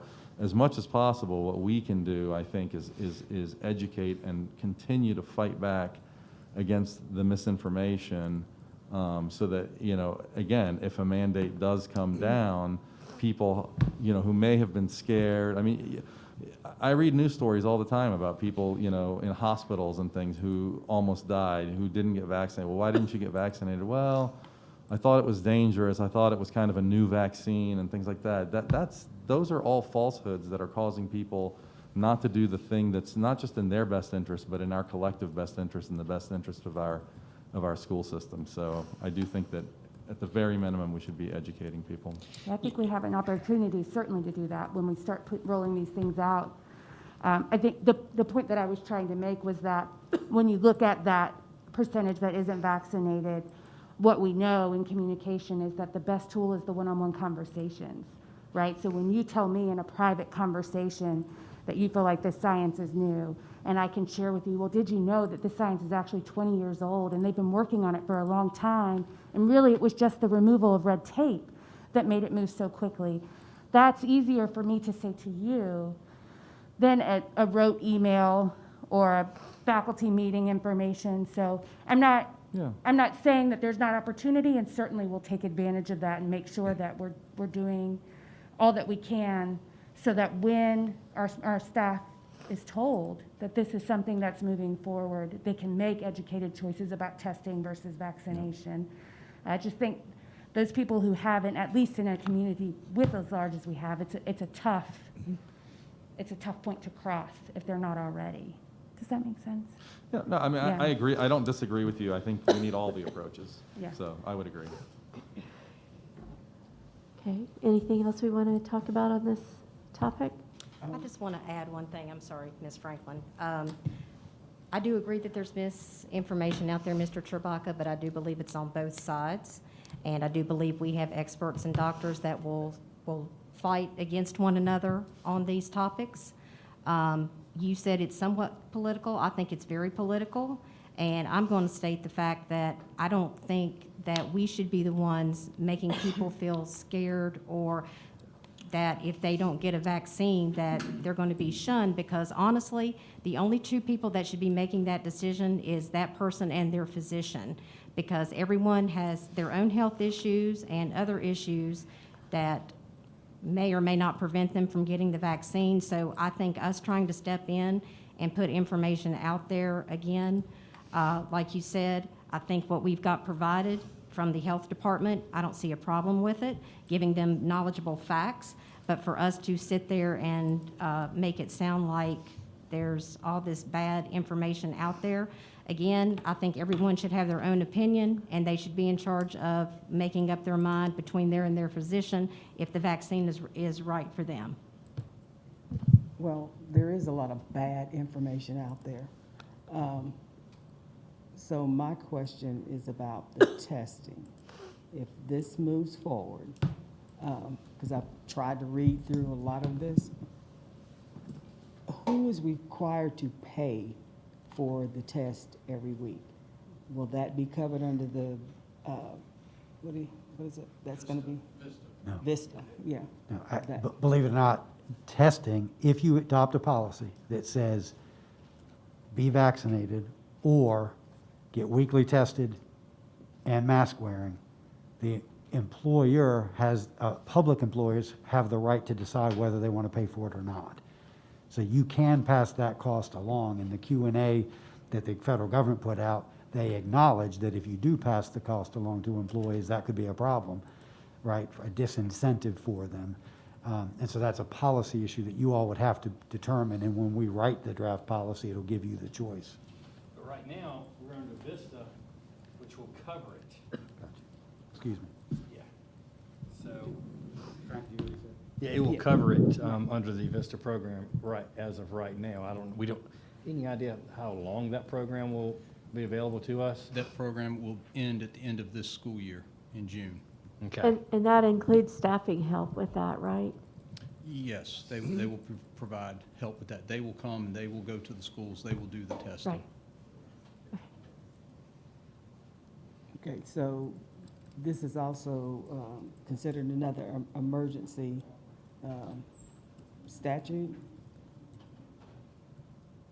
Is there anything that says in there how long it would be in place? Nope. No, in fact, it's just, and slight correction, Ms. Franklin, I apologize if I'm being disrespectful. It's not a statute, it's an emergency standard that a federal agency has issued. Right. And there are a lot of provisions that say an employer will have to do this as long as the standard remains in effect. So it really is going to be, I don't mean this in a pejorative sense, at the whim of the agency. If it's sustained, I presume that that's going to be based on health data that they gather and what the occurrence rate is and what the vaccination rates are, et cetera. But no, there's not right now penned in an end date.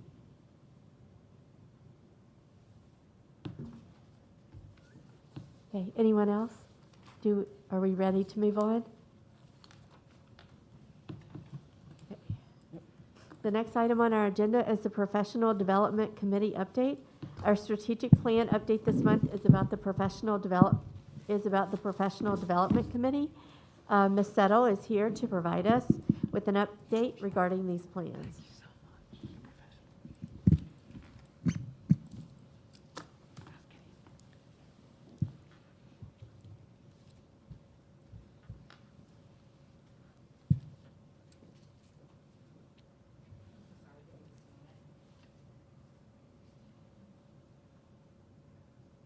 I think we're working to go ahead and get the slides up there.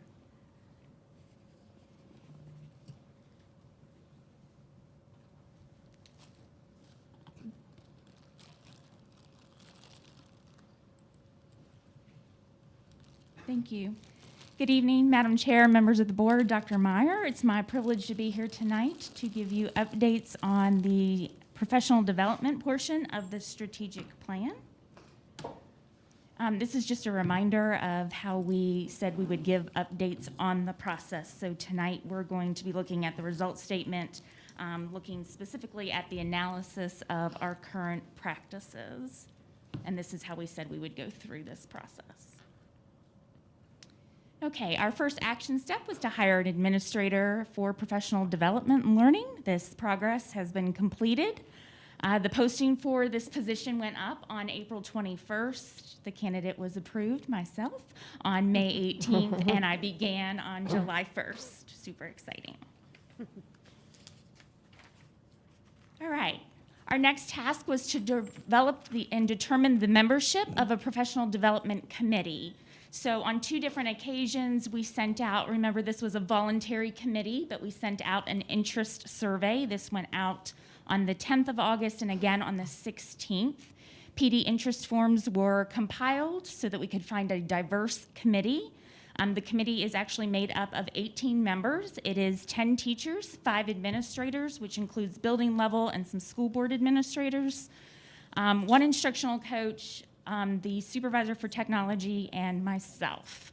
So we made sure to have representation across all of our communities, all of our levels, so elementary, middle, and high are representative, and a variety of backgrounds and experiences for the people that are on the committee. And we were able to meet on our first early release on August 31st. So at our very first meeting, we talked a little bit about the strategic plan and what our purpose was. And our first big task was to form common definitions of the 5 C's. Remember that the 5 C's kind of come from the profile of a Virginia graduate. There was an edit to that. Instead of citizenship, the Strategic Planning Committee came up with it being building connections. So that one is a little bit different. This has been completed. I'm going to go ahead and post those up there so that you can take a look at them as I just kind of walk you through the process of what we did. So at that first meeting, we looked at the Virginia Department of Ed. We have short clips of what those 5 C's mean. We watched those clips together. We put some key words that we heard describing those particular skills on a Jamboard. We then broke into small groups and did a first round draft of those words for the 5 C's. Once we created the draft, we gave each other feedback on the drafts. We altered the drafts. I then compiled that information, so we had the original definition and the newer definition. I sent that back out to the PD committee so we could kind of review and get additional feedback on that. At our second committee meeting, we went ahead and discussed some of the updates that we wanted to make, and after a little while of discussing those, we finally landed on the definitions that you see here. Committee felt very good about this work and starting to talk about what does this mean and what does this look like in our classrooms. And there again, you have the 5 C's. So again, at our second meeting, we finished up the definitions, our draft of that. We did make sure to share that draft out with the Strategic Planning Committee as well, so that other people outside of our committee saw that work that we did. At our next meeting, we started taking a look at just the definition and the purpose of our PD. This is where we're starting to get into, our action step, create a process for evaluating our current professional development practices, and that's where we're at now. So we're in the planning stages of that, and what we're doing is taking a look at what professional development means, the purpose behind it, and we started talking a little bit about our practices in MCPS. So I just wanted to share with you just a couple of things that the committee kind of talked about that they felt like we were doing really well, and some of the areas where we have some room to grow. And so some of what they said they felt like we were doing well is that we offer some choice when possible, right? But we also talked a lot about how they're very excited about the fact that we are aligning our professional development with our strategic plan. They feel like we're being more intentional. They felt like we are becoming more proactive than reactive to things. So that was a big positive that they had. And they really like the fact that the professional development that we host in the county is usually in person and very collaborative. So one of the other pieces that's kind of we do well but kind of could also still grow was the fact that they like having PD time during contract hours, but there's not just enough of that time, right, to kind of do that work. We have some early release days, but that doesn't cover all the time. And in looking at the strategic plan and the amount of professional development that we need to do, it's where do we find the time? So that was an area to grow. They also felt like we needed to make sure we're giving our professional development a chance to really be implemented and to make sure that we're coming back around and really evaluating that. And the overall piece was making sure that, right, which is part of this committee's work, is that we have a clear division plan and purpose, which I see as a big part of this committee's work, right? And then the other couple things that they said is they really felt like we needed to make sure as we move forward in our professional development that we are making sure we talk about the why. Why is this work important and why are we taking the time to do this? And then the other piece, they felt like we could grow in the area of to kind of help our professional development with coaches and making sure we had everything in place to actually implement the great things that we want to do. All right, so during our third meeting then, we met just last week on November 2nd. We looked at best practices in professional development. We discussed the 7 standards of professional development and how we can use those standards to align our professional development with our strategic plan, and what are the questions that we need to start asking, right? So that as we create that process, what are the questions that we need to ask about our professional development practices? And so we are working on a list of those questions now. And then the last action step in the current practices is implementing the process for evaluating our professional development practices, which our goal is to create our process between this month and next, with hopefully being able to implement that in January. Those are the updates I have. Do you all have any questions for me? Thank you, Ms. Settle. This is a lot of great work.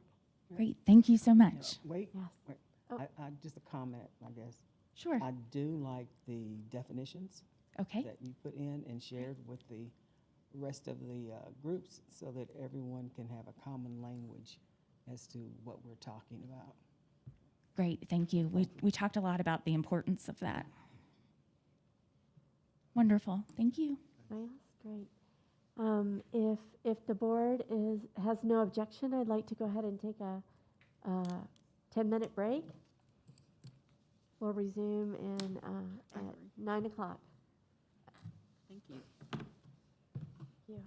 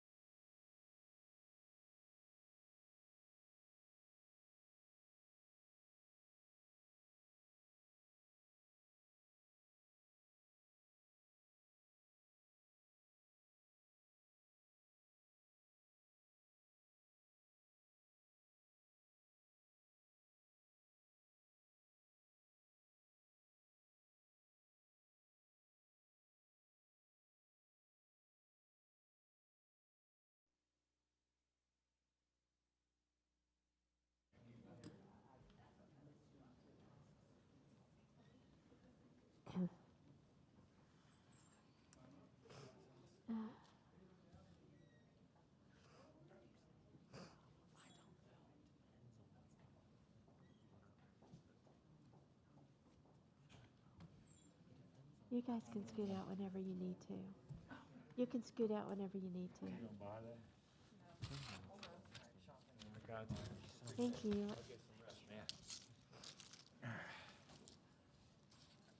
Thanks, Jeff. Okay, the next item on the agenda is the 2022-2023 budget discussion. As we continue to discuss the budget for next year, Dr. Meyer has an update regarding ADM calculations. Yes, I do. And, what I wanted to first start with some information. We didn't have the exact numbers at the last meeting. Is our reduction in ADM, which could greatly hurt our funding for the upcoming school year. Right now, we're down 309 students, and that approximately $6,000 per student. That's $1.8 million in reduced funding. This past year, or this year, we are under what's called hold harmless for ADM. We are being funded based on the 2019 numbers. We are working, and I know our superintendent's organization, we are lobbying to ask our state delegates to do another year of hold harmless, because it's something that's needed in many school divisions across the state. So, but we will not know until the budget actually is in process as to this, if this will be held, if this will happen again for next school year. So, but it's a reality, and it's something that we may need to be prepared for. Something else too is the local composite index, which is what it's how we are funded based on the wealth of our community. So therefore, if the composite index, if it goes down, that's not good for us, and it went down last time. And so, so if it goes down, then basically what it's saying is our community has the ability to pay more towards the education of our students. So there are a couple of unknowns there that that we will not know immediately. I mean, this is something that we'll have to sort of plan for. I've already talked to Mr. Crayons, and we do have some ideas to make up for some of this if in worst case scenario. Okay, next slide. So this is about what was in the presentation last time, except I did add the total cost of ADM in case it actually occurs. And then two, looking at using lapse money and around $250,000 a year to hopefully make up for the added positions that are being paid for now through ESSER. We still do not know the insurance cost increase. I've given there the scenarios in terms of the instructional aid starting pay and continuing with that as we move forward. Pay increase for staff. As you can see, a step increase for teachers, in other words, keeping the same salary scale but simply moving to the next step, costs a little over $1 million. And then a 2% and 3%, we're showing what that actually cost. Of course, one thing that will be interesting is how much is the state gives us towards teacher raises. But what everyone must understand is that when the state comes out and says we're giving a teacher so-called a 3% raise, the state is not funding that entire 3%. For us to give that raise, the locality has to fund a portion of that based on the local composite index. And then we have positions that are not what's called SOQ positions. And basically what the state has done is said, okay, a school division, say of this size, needs this many teachers for this many subjects and this many principals for this many schools. Well, it's not even close. They call it standards of quality. You will not, if we actually reduced it to what the standards of quality require, there would be no quality in Montgomery County schools. And so I guess what I'm saying is that needs to be looked at too at the state level. Chromebooks, the 8 buses, is something we try to replace every year. Good news about VRS is we're hearing more and more that the retirement systems are in really good shape right now. And so we do not foresee any increased costs for VRS this coming school year.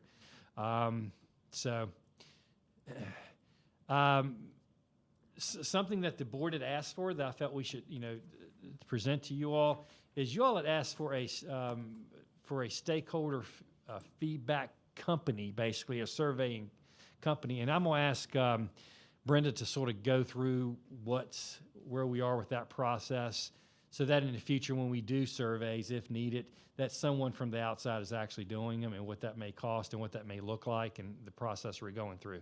Brenda? Yeah, so we went through the RFP process for a stakeholder feedback company. We put out a request for proposals. You all got a copy of that RFP, so if you wanted to share it with anyone that you knew, you could. 4 companies responded to our RFP. We then convened our RFP review committee that consisted of me, Danny Knott, as you can imagine in HR. They do a lot of surveys related to multiple things, the deputy superintendent and the superintendent, and we looked at those 4 responses. Oh, I'm sorry, there was a question. The estimated annual cost is about $40,000. What we're doing right now is we're contacting references for each of the 4 companies, and we're also asking clarifying questions. So we had one company that was really low in their annual cost, or in the initial cost, but then when we looked more in the proposal, it was per survey. So then when we multiplied that out by a minimum of 4 or 5 surveys in a year, we were up to the $40,000. So we're asking some clarifying questions about those proposals and getting some additional information so that should we move forward with negotiation and awarding a contract, we can do that with confidence. Okay. And so, we also have questions in terms of surveys moving forward. Of course, we were heavy on surveys the past couple of years due to the circumstances we were under.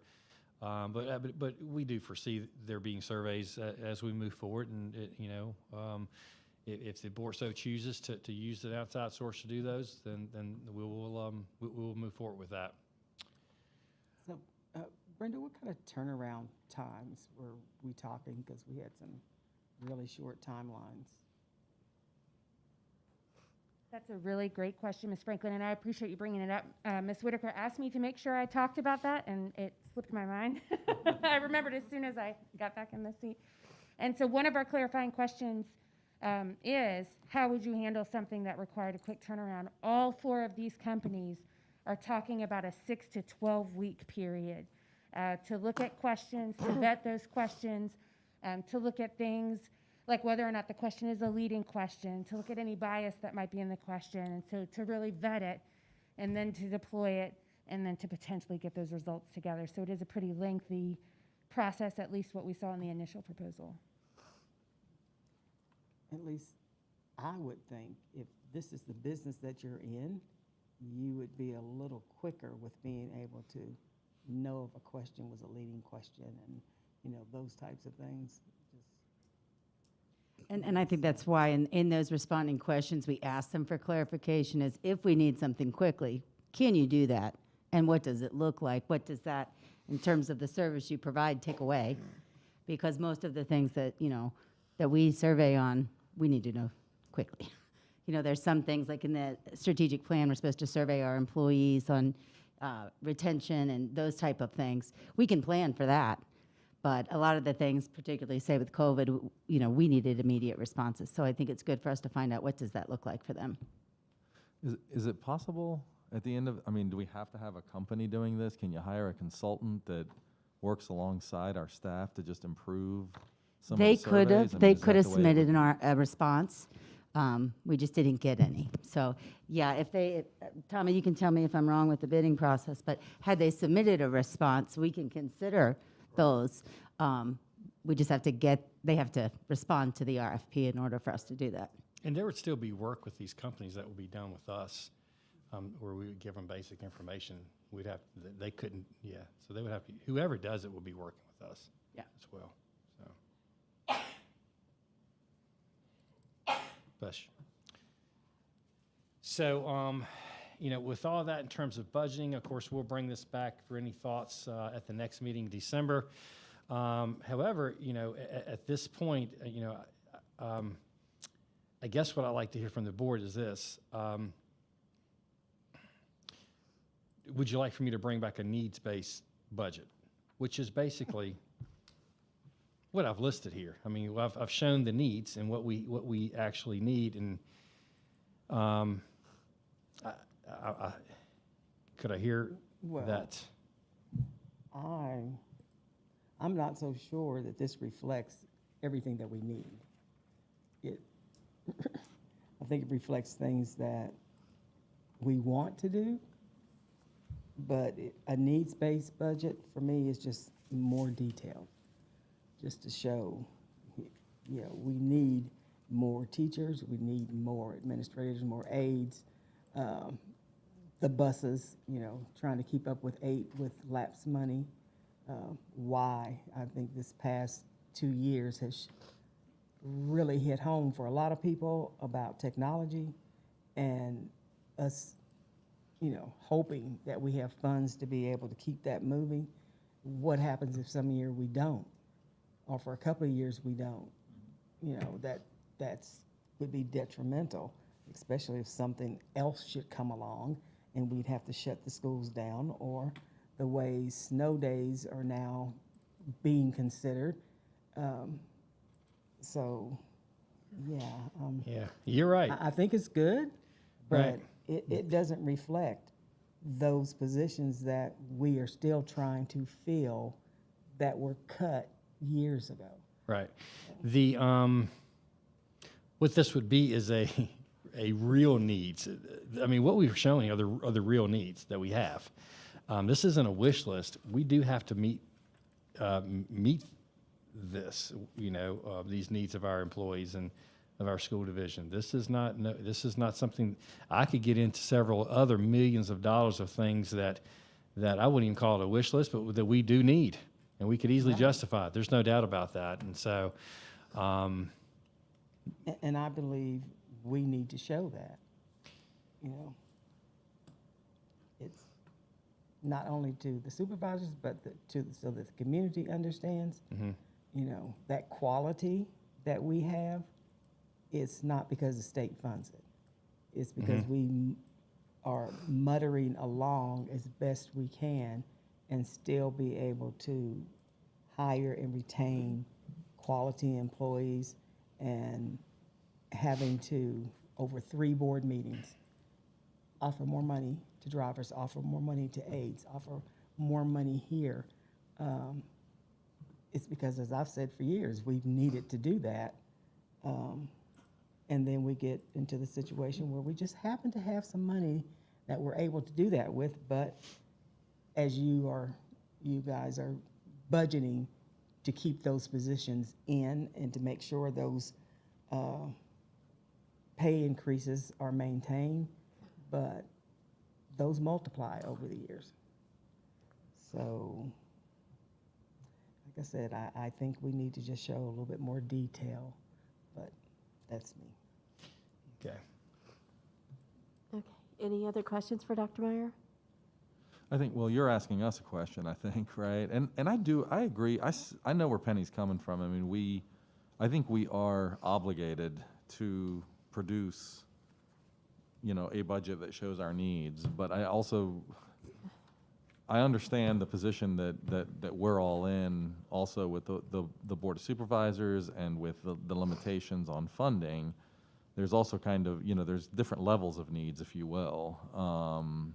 And I think that moving forward, I do wonder if, you know, if we should think about doing both, kind of here's all the things that we need, here's the absolute minimum that we can, you know, get away with, or something like that. I mean, maybe we need to talk more about that, but I'd be okay with something like that. But I think at some point we need to be a little bit more realistic, because I think that's when we kind of get the money that we really need to bridge the most critical shortfalls, right?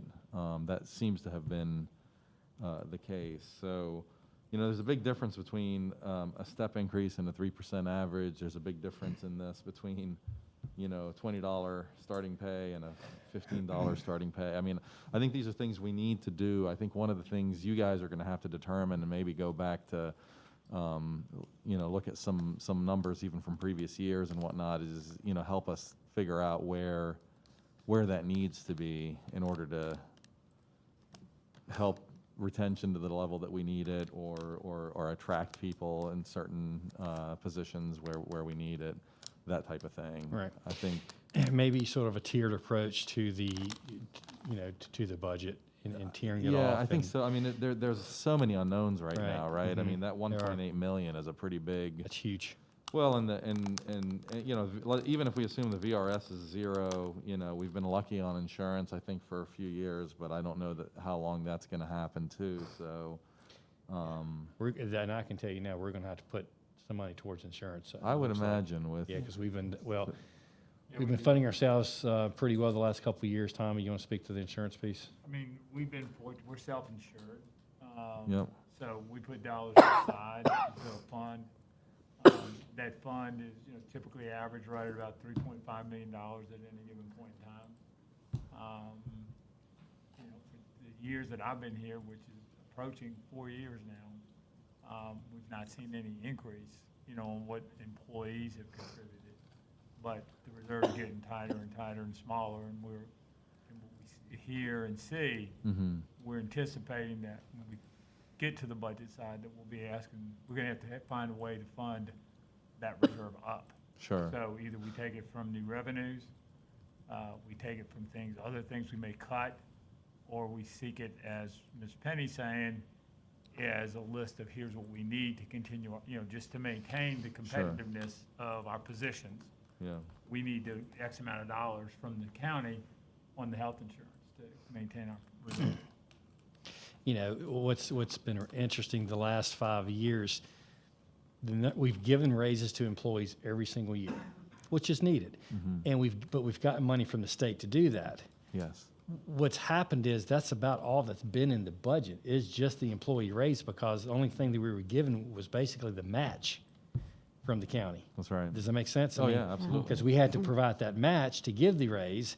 And so, you know, that took up any money that was coming to us from the county. It went directly towards that match. So there was no other money left after that. And we've been creative in how we've worked to buy buses and technology and that kind of thing. So that's what we need the money for the raises, the match, and then on top of that, some things that we need to get in the budget. So we've been asking for 8 buses in the budget forever, right? Correct. Well, I mean, at the end of the day, if we can just get 8 buses in the budget, I don't have to keep showing it to you every year. If it just becomes a part of what we do and who we are, and of course, there's a lot of optimism in the county about the growth of the county, and that's good. But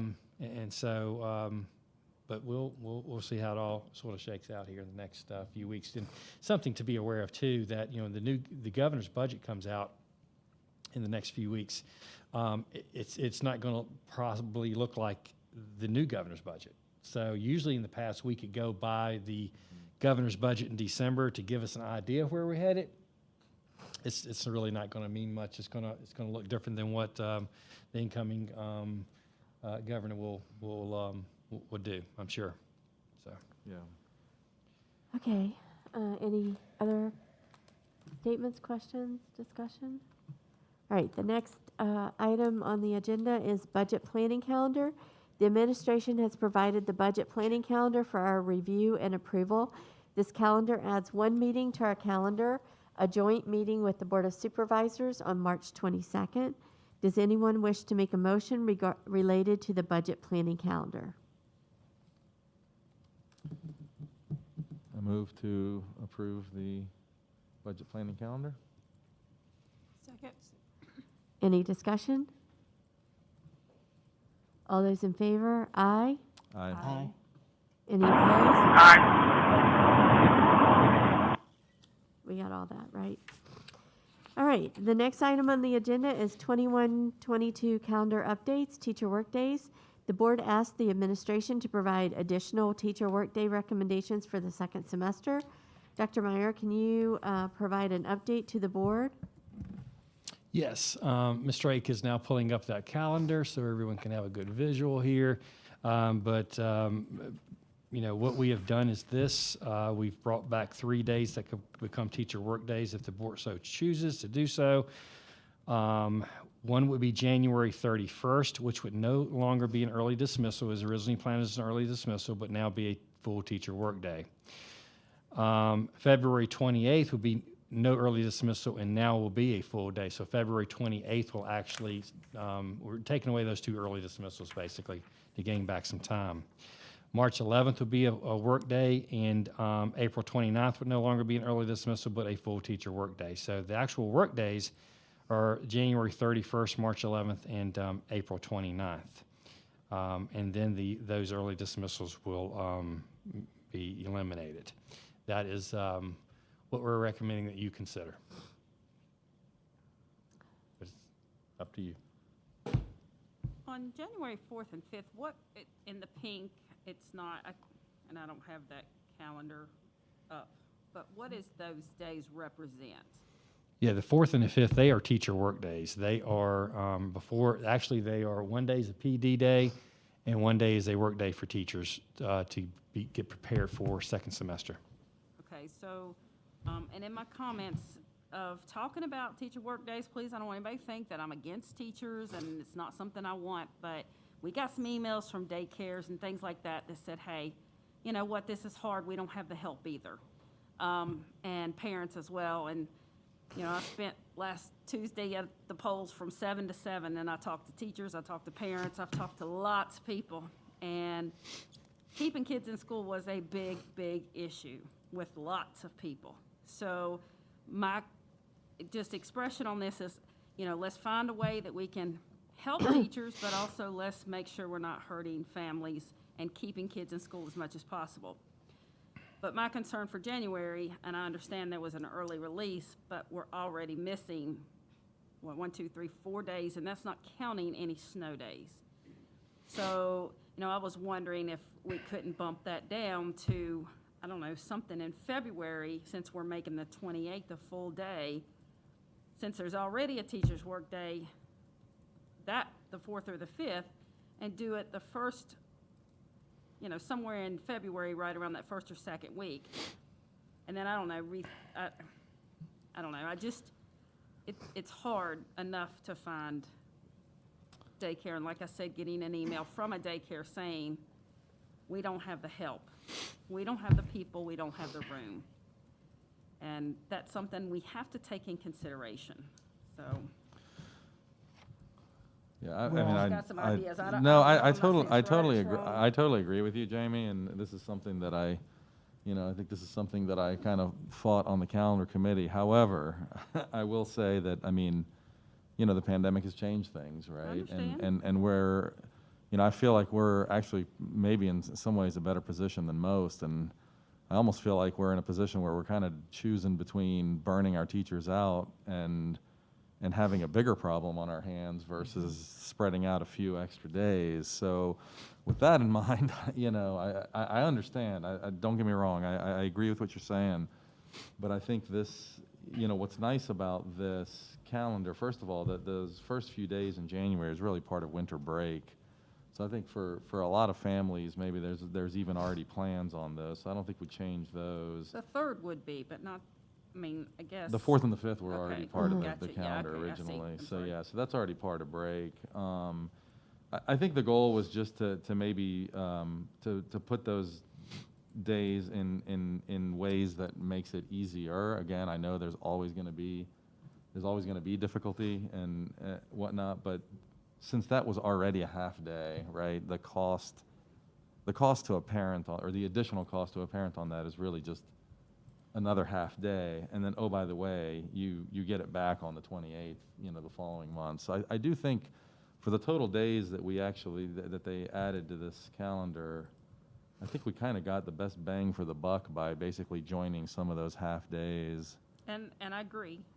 That's, like I said, that my only thought was moving it somewhere because it's so many right there together. And I understand the point of having the teacher work day is to prepare, because we've got so many students that are behind and they're trying to, you know, figure out plans on how to best work with each child, because there's so many different plans they have to follow. But I also know that's another thing that we've worked on, and hopefully we're getting everybody on board with the extra paperwork. That is something that I've had a conversation about, because that's another thing I heard consistently. So I think we're fixing some of those issues, and you know, just like I said, it's a big circle. We've got to work together with everybody to make this happen. We can't just say, okay, this is great for this this group, but it's not great for this group. And I agree with you on the half day. I get that. Yeah. So, but like I said, I just have concerns with snow days and things like that, and, you So know. hard to tell when those are gonna come, Exactly, right? But I mean, as far exactly. as where to put it, I mean, if we move it to the 7th, it really doesn't, you know, you get 2 full weeks. Yeah, I wasn't and thinking the then- 7th, yeah, but I was mean, thinking, don't- like you said, being able to get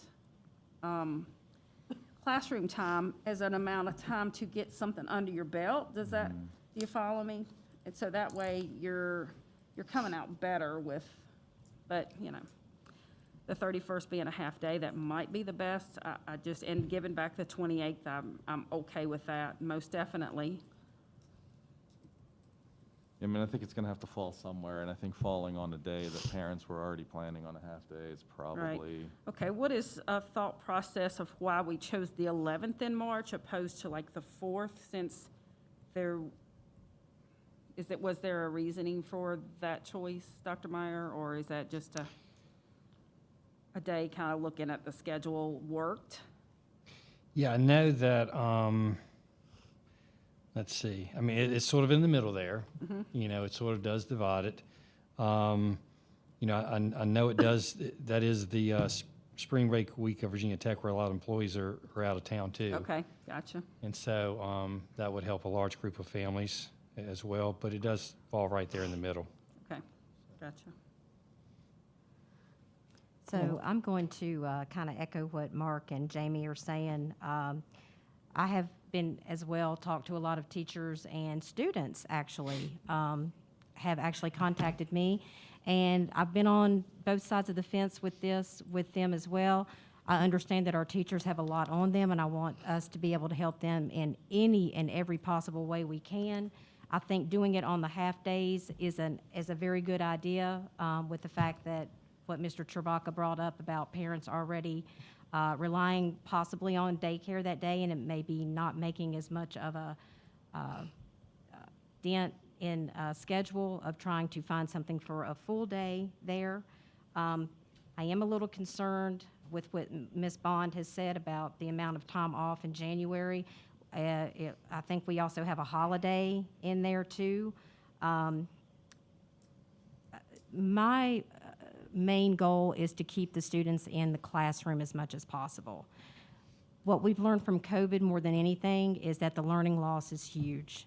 And I understand that everybody's got issues, and I know we need to work around it.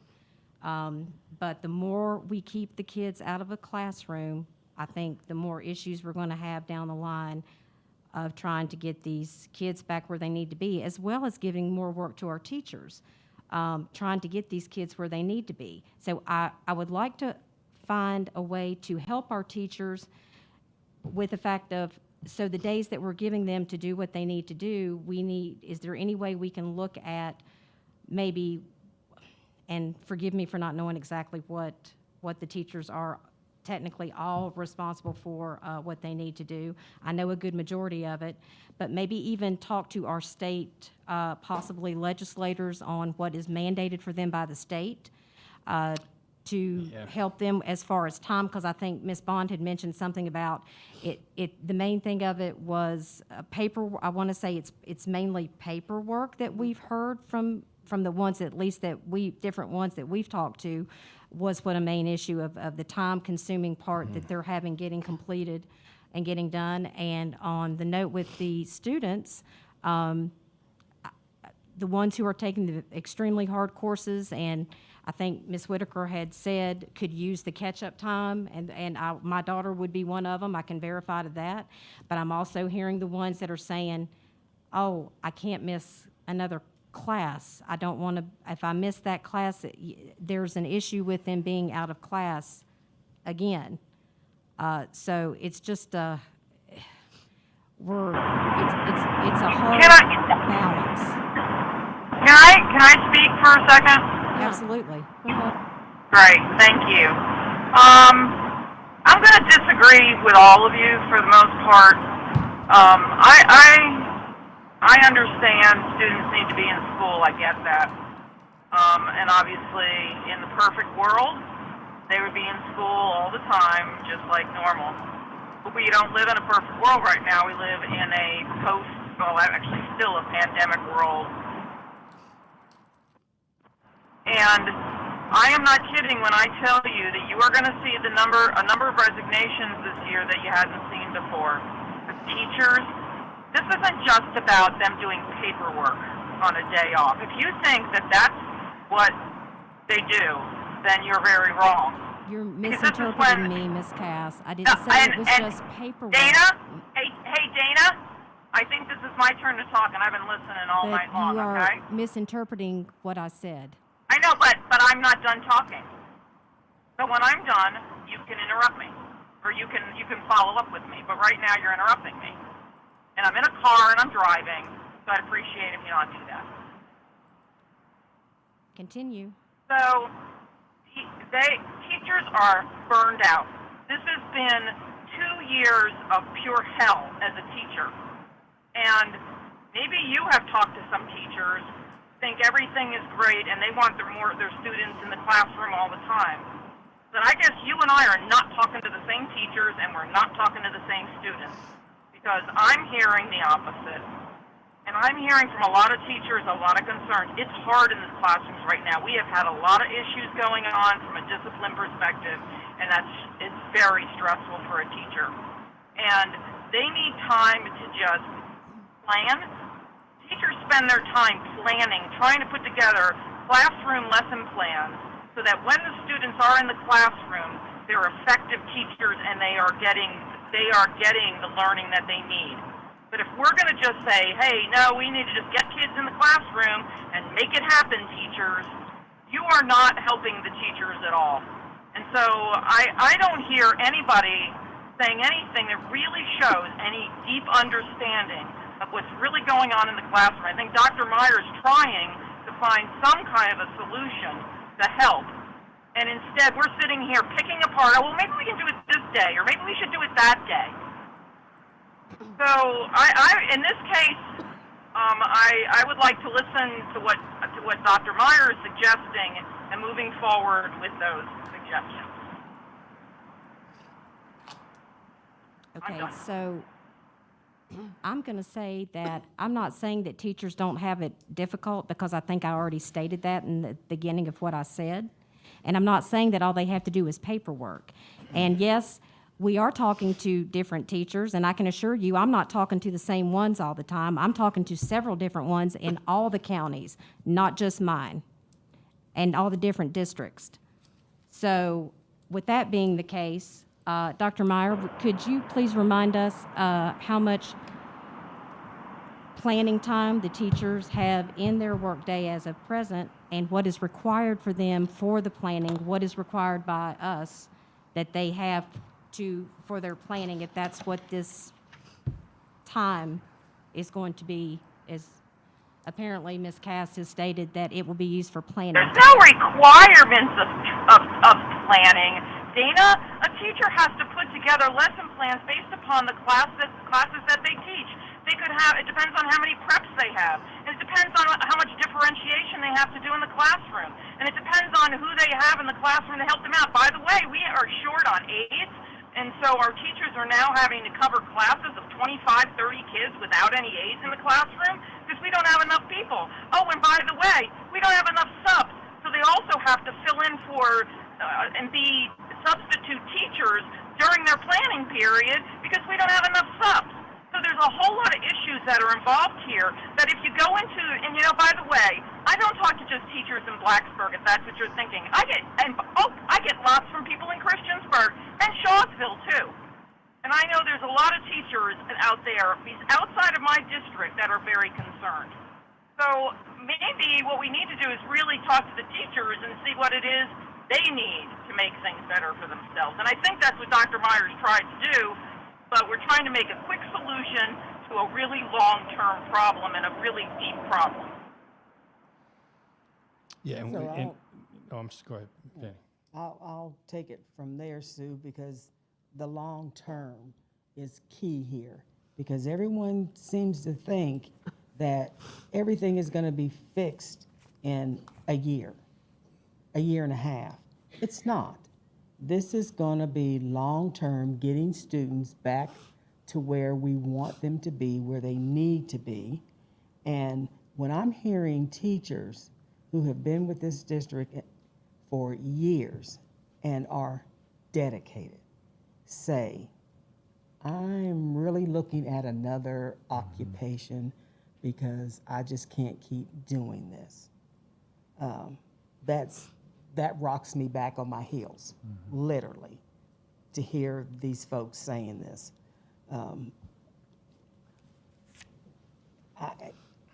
I can't understand how people forget so quickly about comments that were being made when schools first closed and parents were having to help their students and praising teachers for the work that they do, because now I really get it.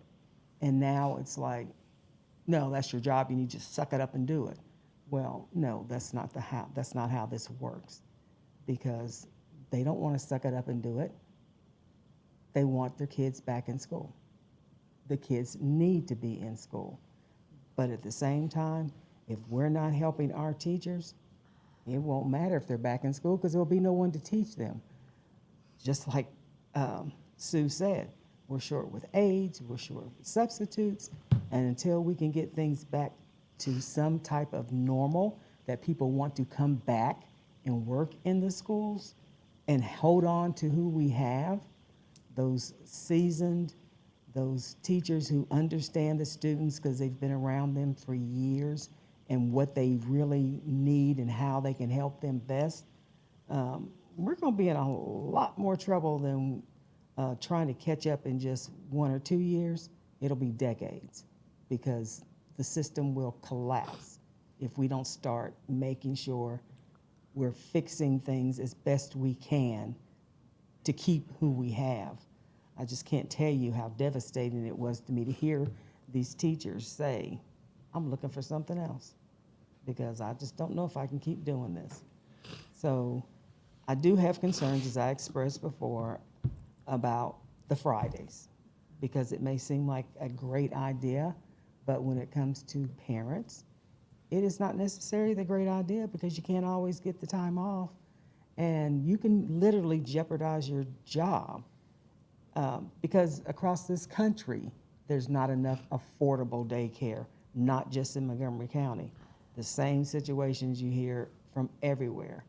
And that can be alleviated if there are programs in place on the state and the national levels to support affordable daycare and to help train folks to be able to take those positions. So it's not just Montgomery County we're talking about here. We're just one district going through the same thing that everybody across this country is going through, and trying to do our best to support everybody, and sometimes you just can't support everybody all the time. So there's going to be somebody upset at one point or the other.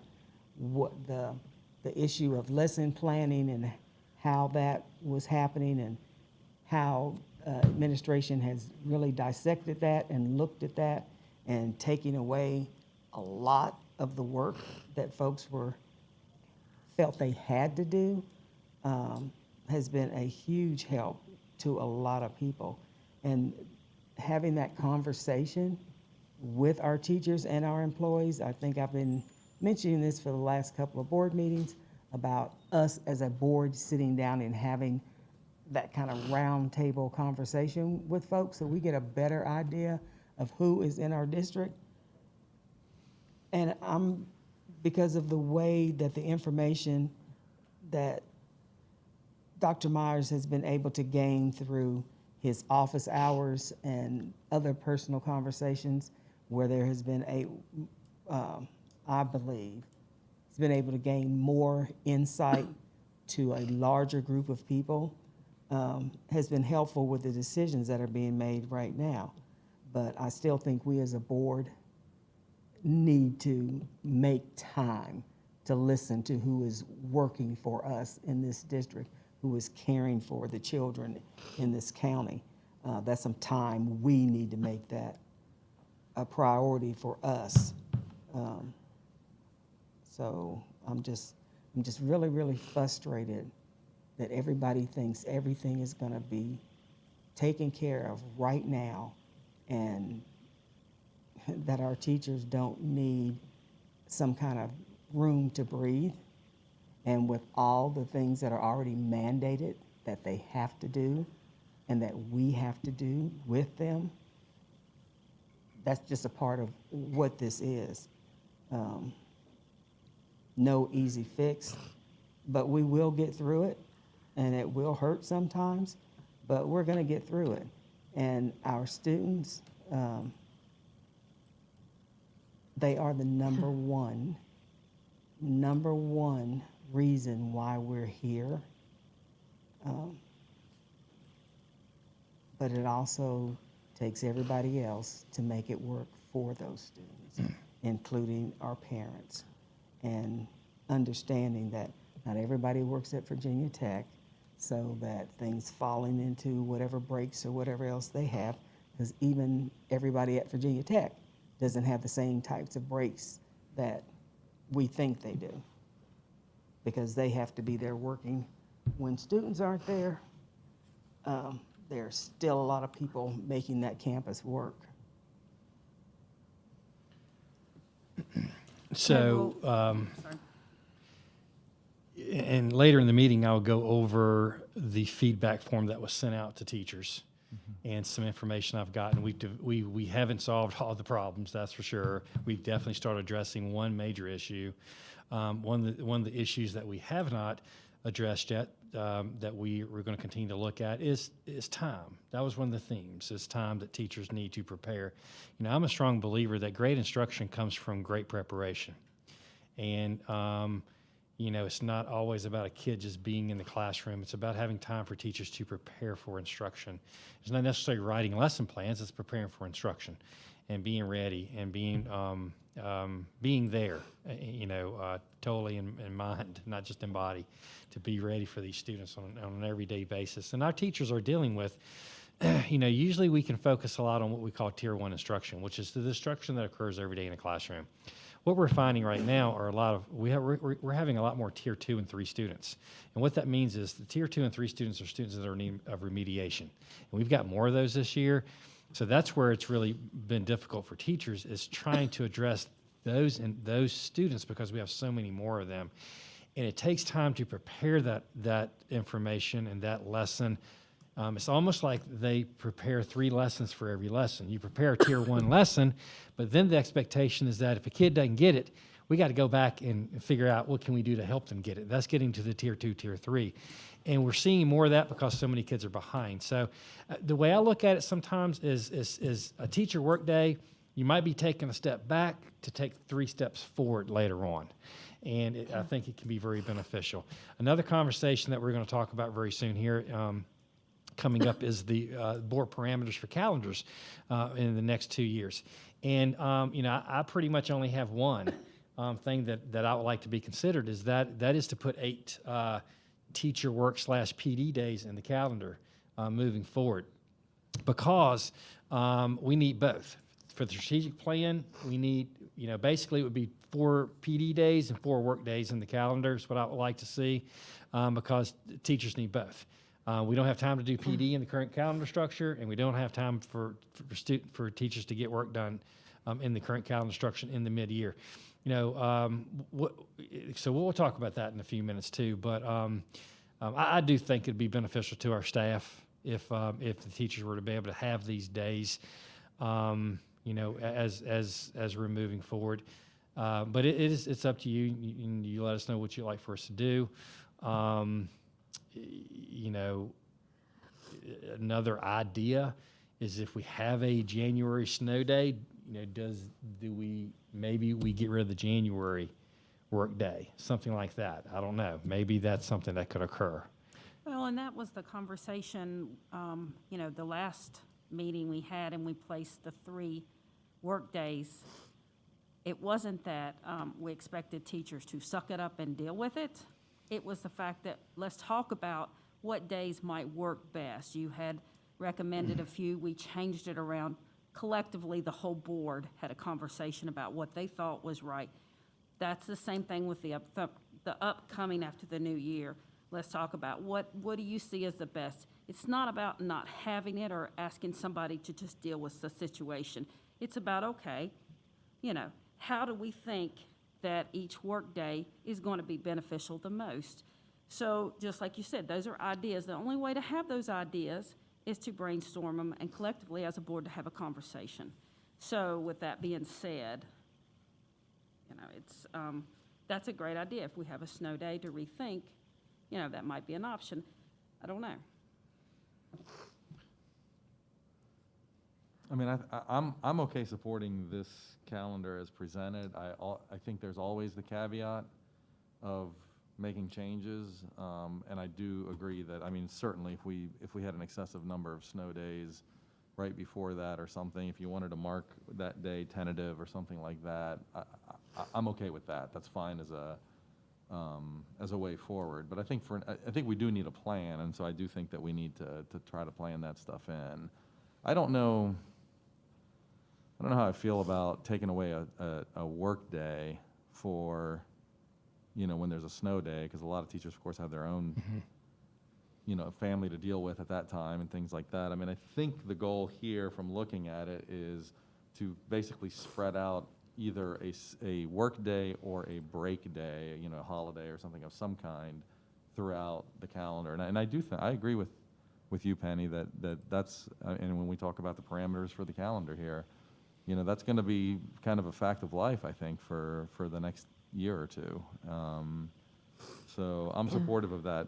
I like this because I think overall it probably has the least change or impact on the calendar we started with. Mhm. I think we can do a slightly better job when we start with a clean calendar for next year. So. Yeah, and that's what we try to do, to Yeah. take some of those early Yeah. dismissal days and just make them no days. And I didn't say snow, I said no days, so. So you did say February 28th, no early dismissal, and it will now be a full day. That's correct, right? I'm reading that right. Correct. So it would be the 31st, which was an early turn to a full. The 28th would be struck, and the March 11th would be a full teacher work day. The 29th was early and then turned to full. Am I correct? That's correct. Okay.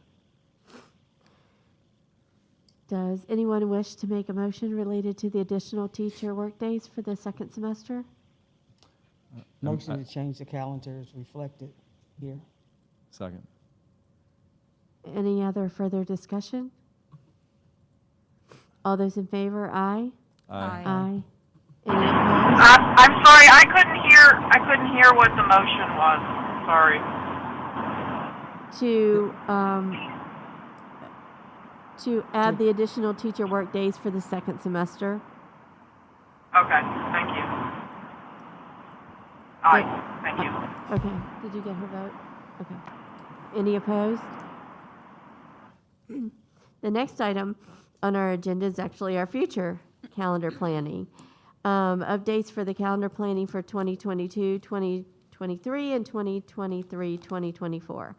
Mr. Knott is here to provide an update regarding calendar planning for our next set of calendars, which we do it in 2-year increments. Correct.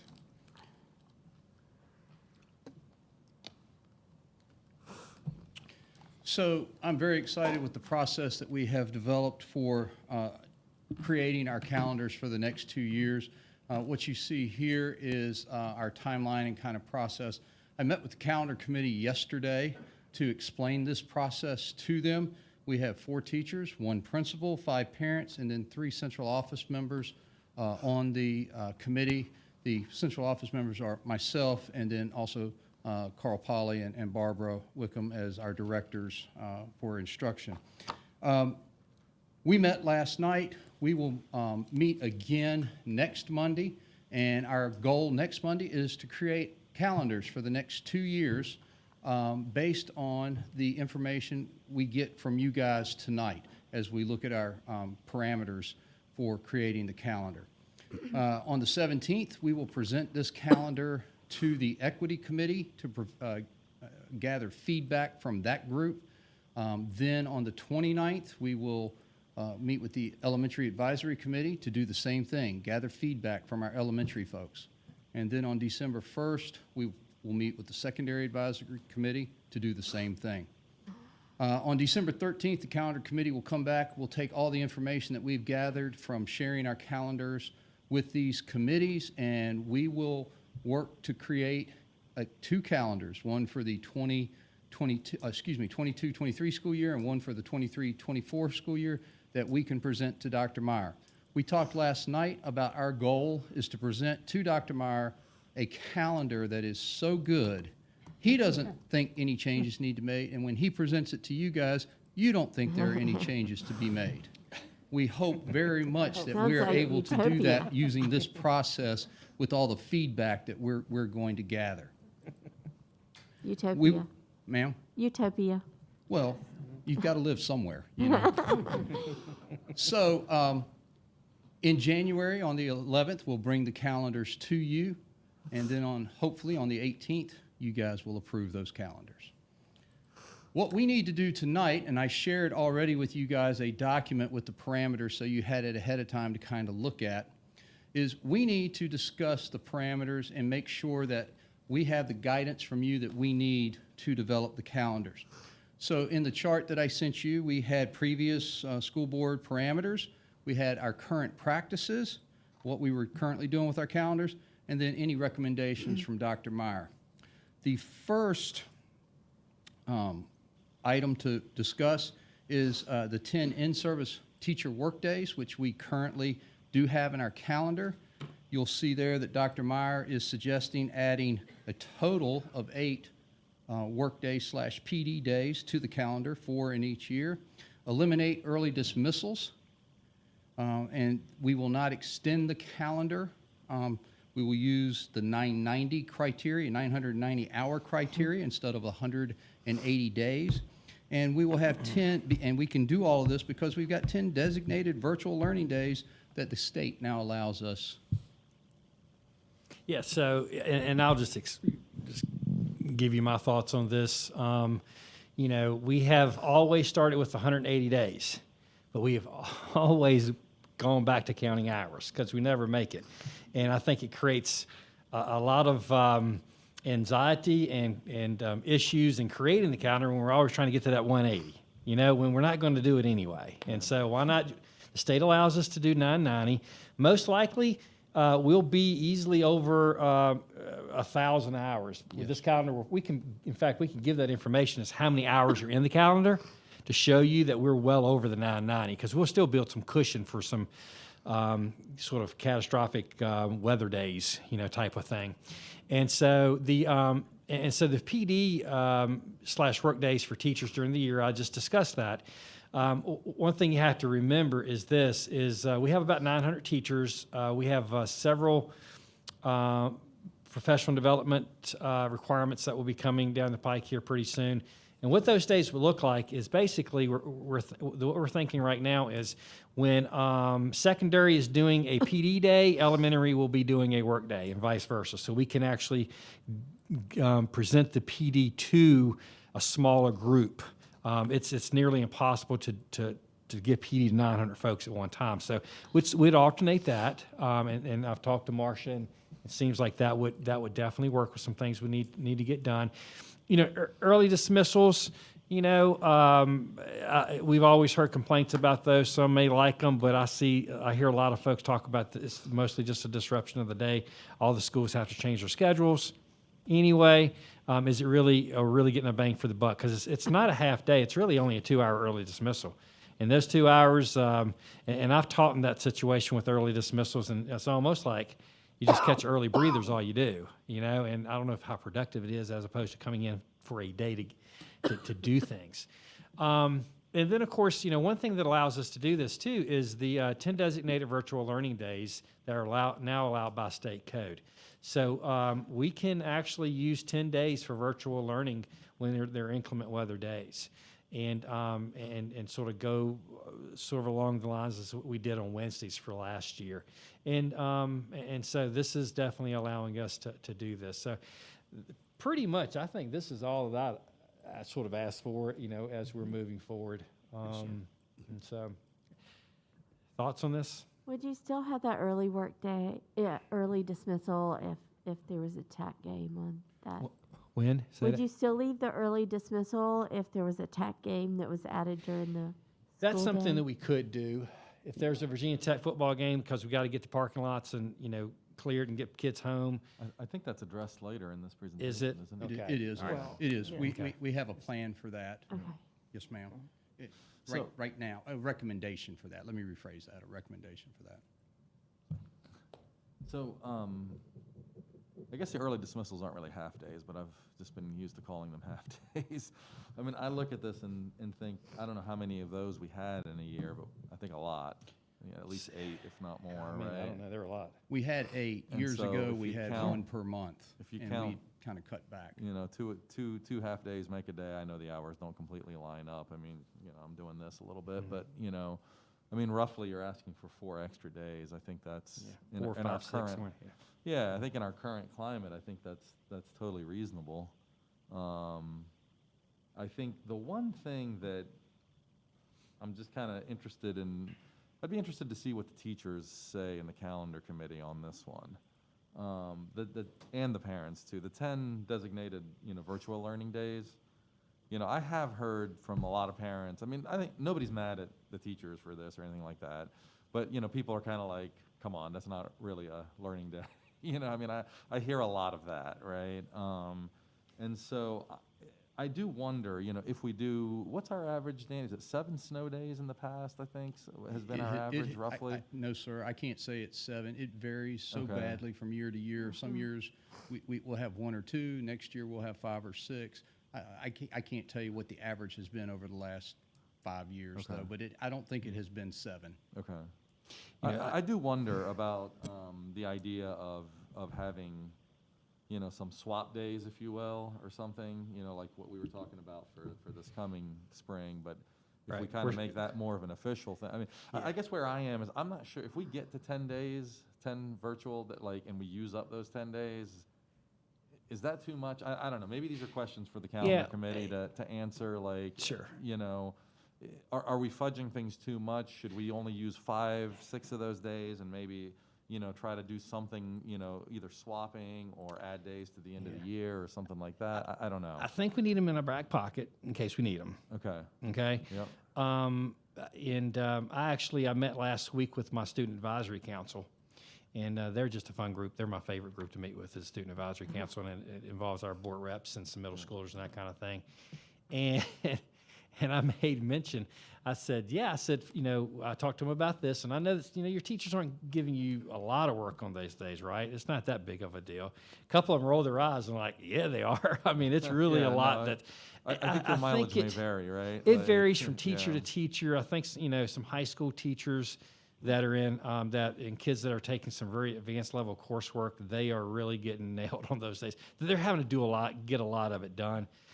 It's just like anything. So like homework, it varies from kid to kid and school to school, and it depends on what the kid's taking. So, can we say that, how's it listed in the code of meaningful activities, basically? Yeah, meaningful interaction. Meaningful interactions. Everyone has an understanding we're going to do the best that we can to have meaningful interactions. Sure. But the reality is some do, some don't. It's, give or take. Yeah. So with that said, just like we want to take care of our adults and that they don't get burned out, I think our kids need some snow days. They need a couple of days where they can say, I don't have to worry about doing anything but go and play or sleep. And I think we can go on a day-by-day basis based on we have said that if there's a division shutdown and nobody's getting anywhere, which is very possible at times, those are the days that we can say, okay, this is a division shutdown. We're not going to do anything but just make this a snow day because Tommy can't get his guys out anyway. It's dangerous for everyone. I'm looking at these days of where, okay, it's one of those close calls. I'm not sure what we're going to do. you know, yeah, the plows are you know, that we're getting clean. It's okay in Blacksburg and the town of Christiansburg, but not okay in those other places we have to close down for at times. And so we would we would do the best I can to, you know, when this bill came out, I think the headline in the news was "The Killer of Snow Day Dreams," and I do not want to be the person that kills the snow day dreams of our kids. And so I will commit to, because I like playing in the snow too. I think that, we've had some fun doing that. So there will, you know, we will try to balance that. I promise you that. There's no doubt. A powder gauge, huh? Yes, that's a good one. Maybe to go by that. And so, yeah. Danny? So the next item on, well, are we good with this? I had a couple of questions Yes, ma'am. about religious holidays. So in some areas, even in Virginia, there are, especially recognizing Jewish holidays, and schools are closed. How does this work? We have not recognized those holidays in the past officially by closing schools, but what we have done is worked with any employee who wants to observe those holidays, not Or charge them- student. Or student. Yes. I'm sorry, I left students out, I apologize. Staff or students that want to observe those religious holidays. We have worked with them to allow them to do that without it affecting any of their leave status. And they work with their principal, as far as staff would work with their principal to make that day up somehow, some way. And principals have been doing this for years. And with students, it's a free day for them. We don't charge them. They just, you know, whatever work they miss, like if missed any time, they would have to get that made up as well. Okay, thank you. Yes, ma'am. Other questions? Move to the next one. I'm hearing consensus. No one, everybody's saying that sounds okay? Does this From what I sound can hear? okay? I'm not hearing any no's. so I mean, just the comments that I made, you know, Sure. just pass them on to the, it's not a requirement. I would like the committee to at least have that conversation. And we talked last night about the conversations that we will have and the difficult ones that we will have, and so certainly they're aware. Okay. So note that the conversation to be had is regarding those 10 days. and Yeah, like, what do you do with those? those? Do you make them, you know, I mean, Yeah. we've even talked to, I know it's problematic, but it kind of keeps coming back and Right. forth, but like, what, you know, we used to do remote days even, you know. I don't want to tell anybody what to do, but if they want to consider it, I think have the conversation. Yeah, the reality is if we don't do this, then we're going to be adding days to the end of the year, and there's not going to be a set end to Sure. that calendar. That's, you know, I always say this with calendars is everybody wants to start later and finish sooner and have more breaks in the middle, and that's, you know, that's tough to do at times, and so yeah. And Okay. Dr. Meyer hit on a good point right there. You know, for years, we didn't have a set end date to the calendar, which created problems for families. We'd have a date, but if we missed so many days, we had to make up. They're planning vacations. By having that set date, that eliminates that issue for families. The next item on our list here, sorry, is actually a policy change that we will talk about in the next part. And so we're going to skip that one if that's okay with you guys, and we'll move on and cover that in the next section. We have been scheduling 180 days for school. We've already talked about that. We have always reduced to 990, and so that we plan to start with the expectation of 990 hours. We will build in some extra time for early release, delayed openings. Thank you, sorry.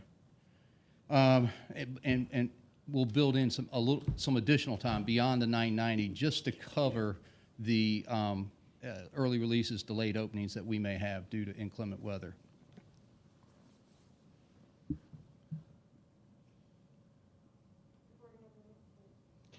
Is everyone I okay sort with of put that? this in the first one too, so.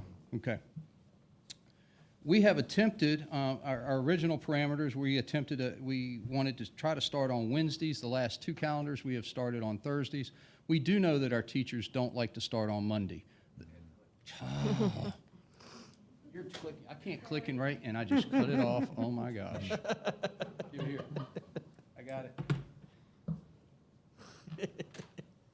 I didn't do that. Thank you, Marshall.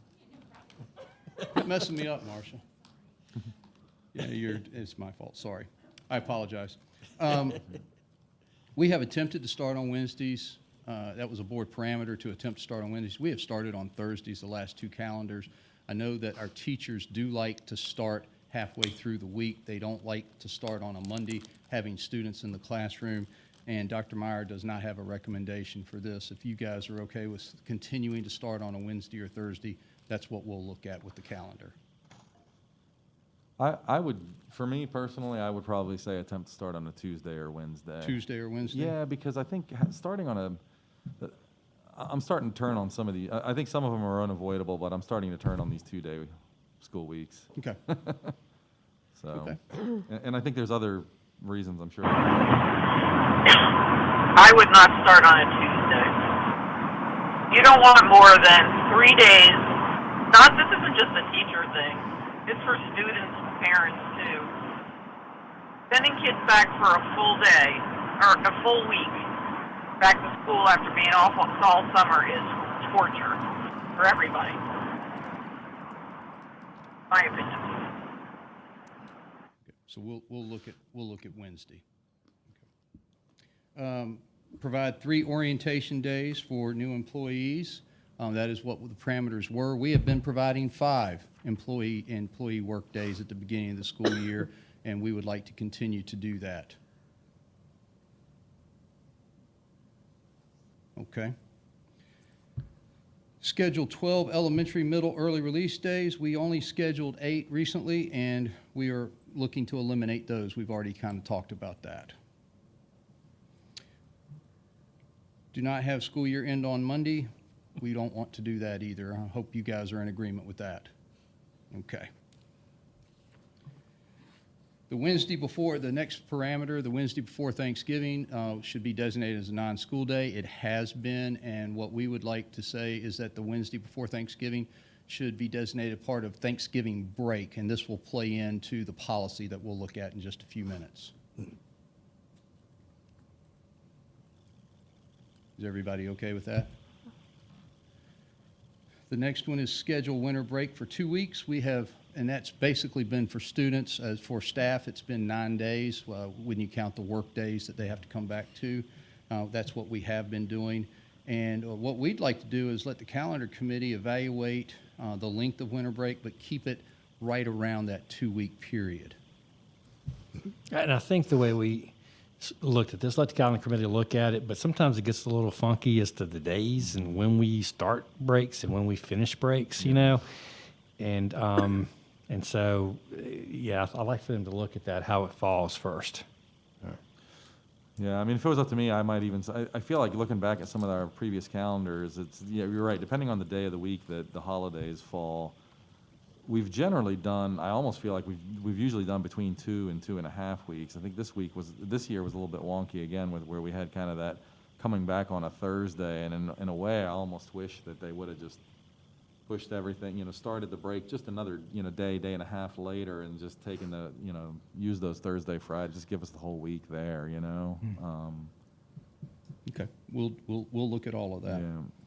The next parameter was to schedule an early release day before spring break. Yes, schedule an early release day before on the Thursday before spring break. We have actually included Thursday as part of our spring break in the last 2 calendars. And with the elimination of early release days, we would like to continue that and just continue the Thursday, Friday, Monday, if that's the way spring break falls out. So it'll be a full day on Wednesday Yes, sir. instead of an early dismissal on Wednesday. Correct. Everybody okay with that? All right. So with spring break, we have said no school on Friday or the Monday after Easter. Like I just said, it has been Thursday, Friday, and Monday, and we would like to continue that for spring break, if that's the will of the board. Okay? For me, I would consider, I would give the calendar committee leeway to consider shortening it to just even 2 days, and then maybe adding a PD day or that type of thing, just in line with not like trying to have a break that's too long because it's difficult for some people. I think that's kind of one of the things that came out of the last time we went through this is, you know, the idea of having overly long, you know, breaks like spring break or fall break. Yeah, maybe So- it could be one of those things where you look at the end of the calendar, and maybe the end of the calendar is going to fall on a Monday, so maybe this is a day that to not fall on a Sure, Monday, yeah, I just figured sort you of do see that how it. anyway, yeah. Yeah, so just. But in general, I don't want to force them. You have to make it Thursday, Friday, Monday. Maybe it's Friday, Monday, and Thursday is a teacher workday, or it's Thursday, Friday, and Monday is a teacher workday PD day or something. I mean, Okay. I'd give them that leeway. Okay. Is that okay with everyone? All right. We have scheduled 6 snow days in previous calendars. We have not included snow days in the last couple of calendars, and we would like not to do that, again, because of the 10 designated virtual learning days. Okay. As long as we get to play in the snow, so. Yes, Yeah, ma'am. they will. I'll remind Dr. Meyer as much as possible. He will. All right, the next one is Schedule 3, all early release days, and that means all for everyone, because at one point, only our elementary folks were getting early release days, but with not scheduling any early release days, no one would get those now. Is that okay? All right, and Ms. Graham, this is where your question came into play. We used to schedule an early release day if Virginia Tech had a home football game on a Thursday or Friday night. Right. That has been our practice. And one of our suggestions is we could still do the early release day if we wanted to do that, but one of our suggestions was not to schedule a workday PD day until we knew when the Virginia Tech schedule was, and then schedule that workday for that day. So what happens for those parking lots that are used for tech parking? The work days would be over by 3 o'clock, True, and so the teachers true. would be able to leave, and we would be able to use those parking lots. Good Because point. some of the issues is not just the parking lot being used, but the ability to get students home and the traffic Oh, sure. on buses. That's the bigger issue. Yes. Yeah, The first time that happened, it was terrible. yeah. All right, thank you. And then the last parameter that we thought of for you to consider was, and I talked with Carl today, we could not put a year on this, but 7 to 10 years ago, we began ending semester 1 before winter break. And that was primarily due to SOL testing. And it has been such a great thing for us to do for our schools that have to SOL test at the end of first semester. And we would like to continue to do that. Wanted to make sure you guys were okay with that. Yeah. All right. And it hasn't been that long ago. Yeah, it's a I great think it's thing. been more like 4 or 5. Well, I've been here for 3, and it was while I was a principal, and Carl's been here for 5, and it was while he was a principal. So we're thinking right around 7 years ago Okay. Oh, wow. that Time we started flies. this. I went to Brenda first to see if she could remember.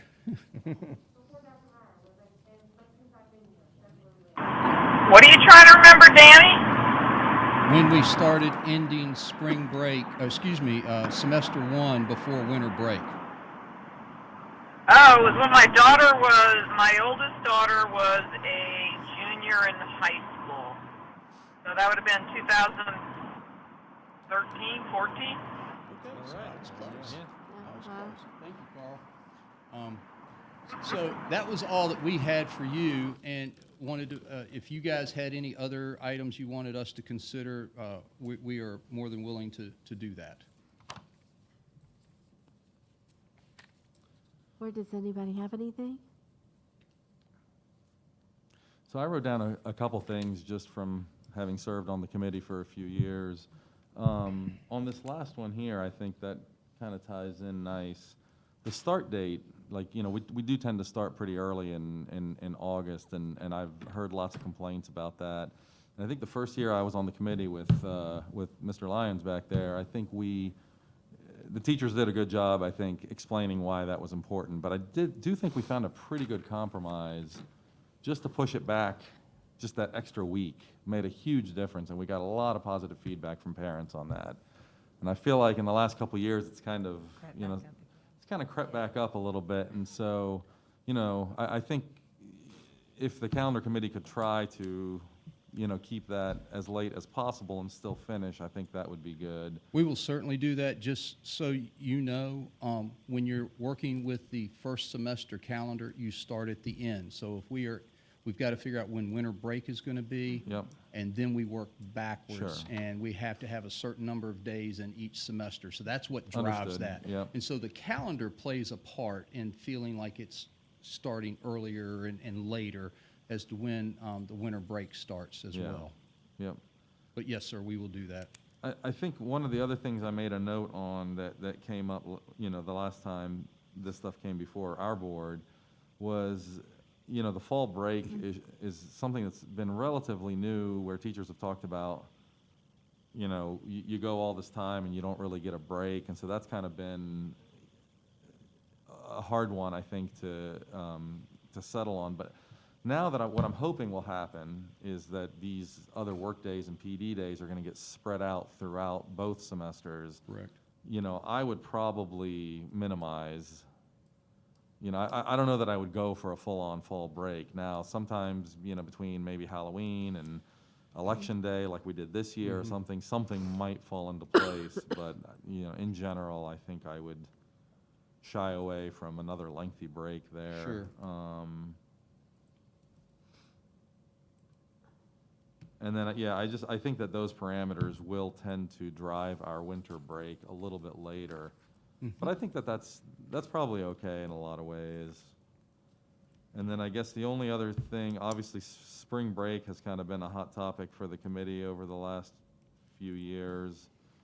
I've got obviously some strong opinions on that, but I think where we've settled on it, I think, is that, you know, obviously the attempt to do a full week spring break is probably not going to work in this county. But I would say kind of what we're doing with this coming spring is if you could put you know, if you have 1 or 2 days that you're doing teacher work days or something anyway, throw them on that other spring break, and it helps probably about a third of our community out. So that's kind of an important one for them anyway. Yes, sir. But other than that, I'm eager to see what the committee comes up with. Anybody else before we move on? Okay. Our next item is the update to policy 5-7.3. The current policy regarding employee holidays does not reflect our current practice. The proposal is to add Juneteenth as a holiday for all staff and to remove the day limits for Thanksgiving break, winter break, and spring break. The administration has asked us to consider waiving first reading and approving the policy updates as presented. Does anyone wish to make a motion regarding this policy recommendation? I'll make a motion to approve. Second. Any discussion? What is the total number of, does the total number of days shift then each year that, like, for example, a 12-month employee gets? Yeah, all right, so what's happening here is it will when we do this. Okay. Basically, our 12-month employees do not get the same as everyone else during winter break. And so what we're at, and then it ends up being really wonky. Some years, if a 12-month employee wants the week and a half off, whatever, they got to take 3 one year, 4 the next year. Depends on when the holidays fall, and so what we want to do is just do a division shutdown for that week and a half, and just say, okay, just be off, with every other employee in the school division. Does that count as holiday? How does that work? It would just count as a non-work day, I guess. Yeah. And so, but it wouldn't affect anyone's pay. And so it'd be just basically the number of days in a contracted year for a 12-month employee is how that would work. And so, and it's really who it helps also are our employees who are new, 12-month employees who have not had time to accumulate vacation time. And it really affects them in having to take vacation time. And basically most people take off anyway, during that time. I know folks that might be at the office by themselves for 2 weeks if we didn't do this. So we just said, okay, let's just do a division shutdown. And we reduced the number of holidays, but we're actually giving more to our 12-month employees by doing it this way. Does this cost us anything in the sense that, like, I guess what I'm trying to get to is, you know, any place I've worked, there's been a certain number of predetermined holidays, and then you have Right. basically your PTO, your paid time off, or something like that. So, you know, often from year to year, you might get more of one and less of the other, but the total would tended to be about the same, right? Yeah. So, You know, the only cost may be if the 12-month employee would not have to burn their days to take these off. They would still get the same number of vacation days. which is how many usually, or do they? It depends on the number of years experience with us. It's up to a day and a half. It's up to 1.5 days per month. Yeah, 1.5 a month, depending on, yeah. And so, I think that's at 10 years. So I think it's 1 That's up to correct. 5, and then it's 1 1/4 1 from 1/4, and then 1 1/2 at 10. Yes. But aren't we, I guess, I mean, I think I counted 12 days plus winter break. So would that whole winter break count? I guess, was yes, it 9 days? same as the teachers and So same does as, that, so, I mean, this is kind of where I'm going with this. So does that mean that we went from giving people 12 days off to giving people 21 days off? And No, the number sir. of, okay. No, sir. Explain that to We me actually then. have added, like Juneteenth to the calendar. So we were actually giving approximately 14 days to 12-month employees by reducing the way Dr. Myers asking us to do and adding the days at winter break. It evens out to be the same, be about 14 days a year. but it adds about probably, like, for instance, during the winter break, like this year, the employees would have to take off, if they want the entire time off, they would have to take off 4 vacation days. All right? Because we're already given certain days like Christmas Day, Christmas Eve, New Year's Day, New Year's Eve. And then the other days, there's 4 of them there, they would have to actually take off and use their vacation. So what we're just saying is we would like to allow our 12-month employees to have the same time off as other employees, basically, in the school division who are not 12-month employees. Do you mind if I share one other? Go ahead. You know, one other thing I think too for some folks is, sorry, Sue. Oh, I was just going to say, that's what Virginia Tech does. They give 4 days, it's a staff holiday. They give 4 days that you take during those 4 days the university is closed.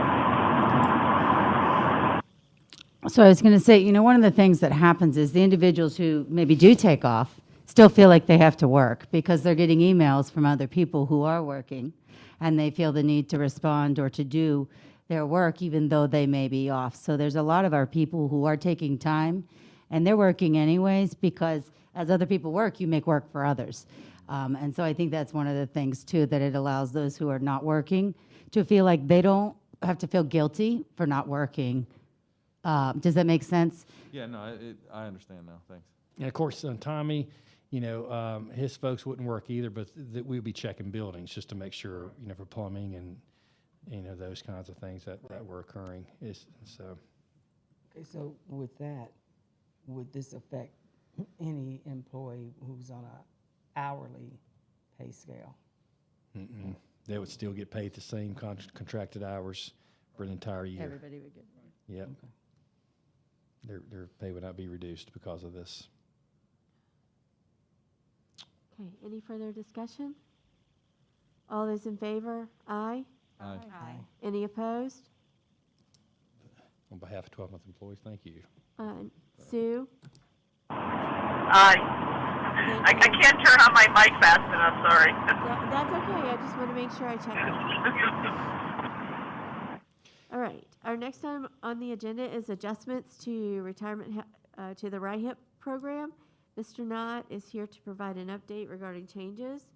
And Mr. Knott, you're Yes, up sir. again. And we're excited. Let me say we're excited about this possible change. I think it's going to help. I think this is going to be a really exciting thing for our staff, our teachers, as they retire.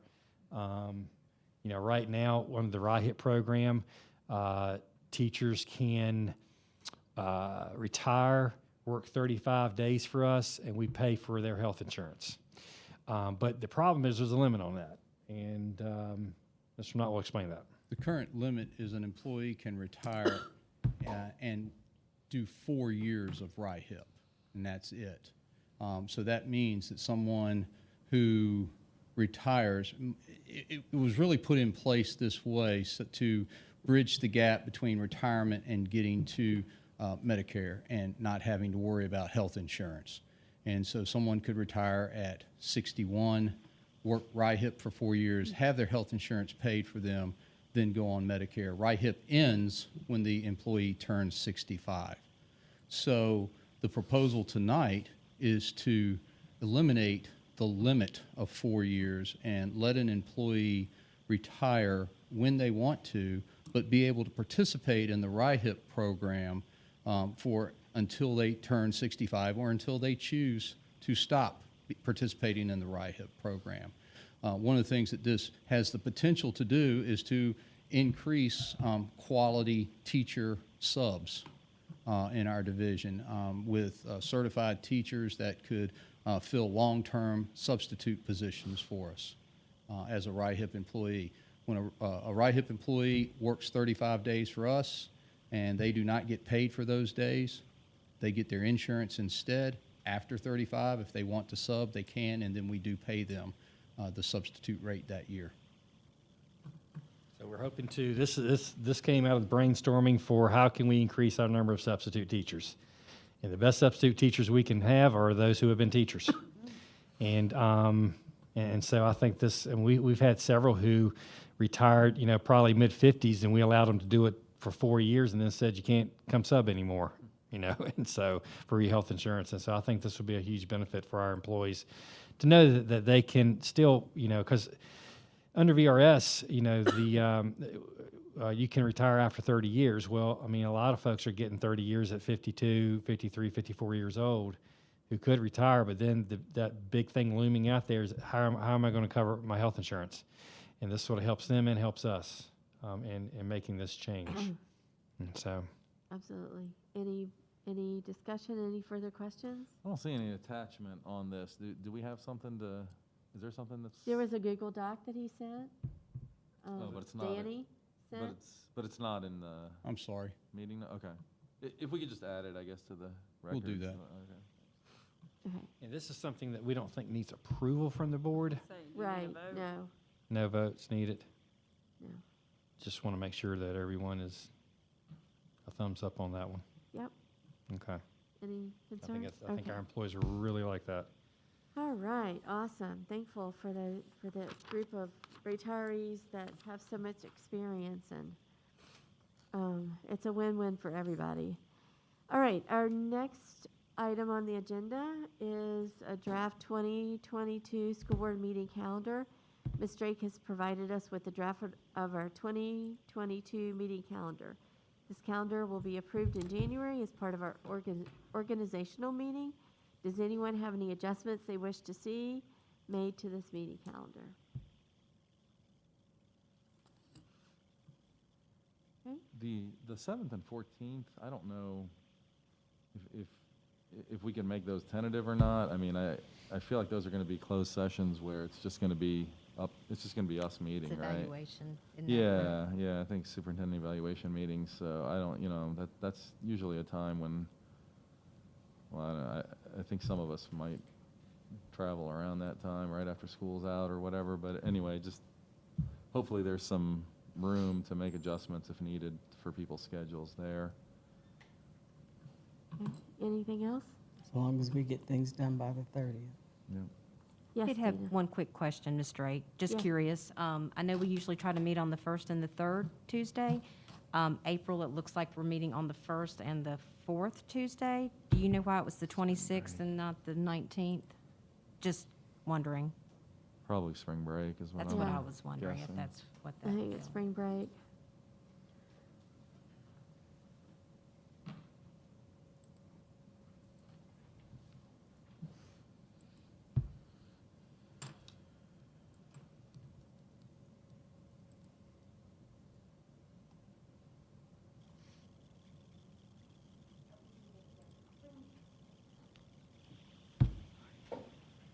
Sorry.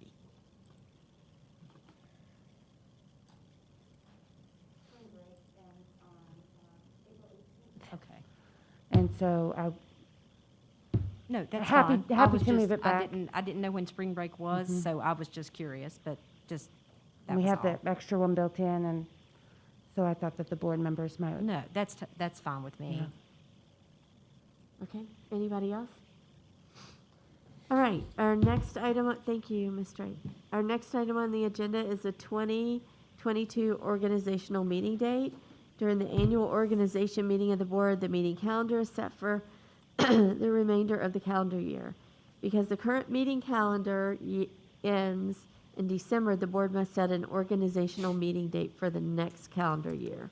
The administration has recommended January 11th for our first meeting, giving staff more time to prepare after winter break. Does anyone wish to make a motion regarding our organizational meeting date?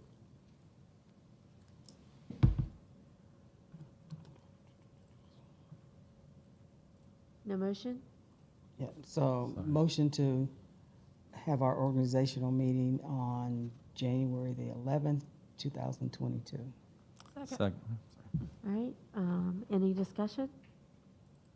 All those in favor, aye. Aye. Aye. Any opposed? Sue? Aye. Thank you.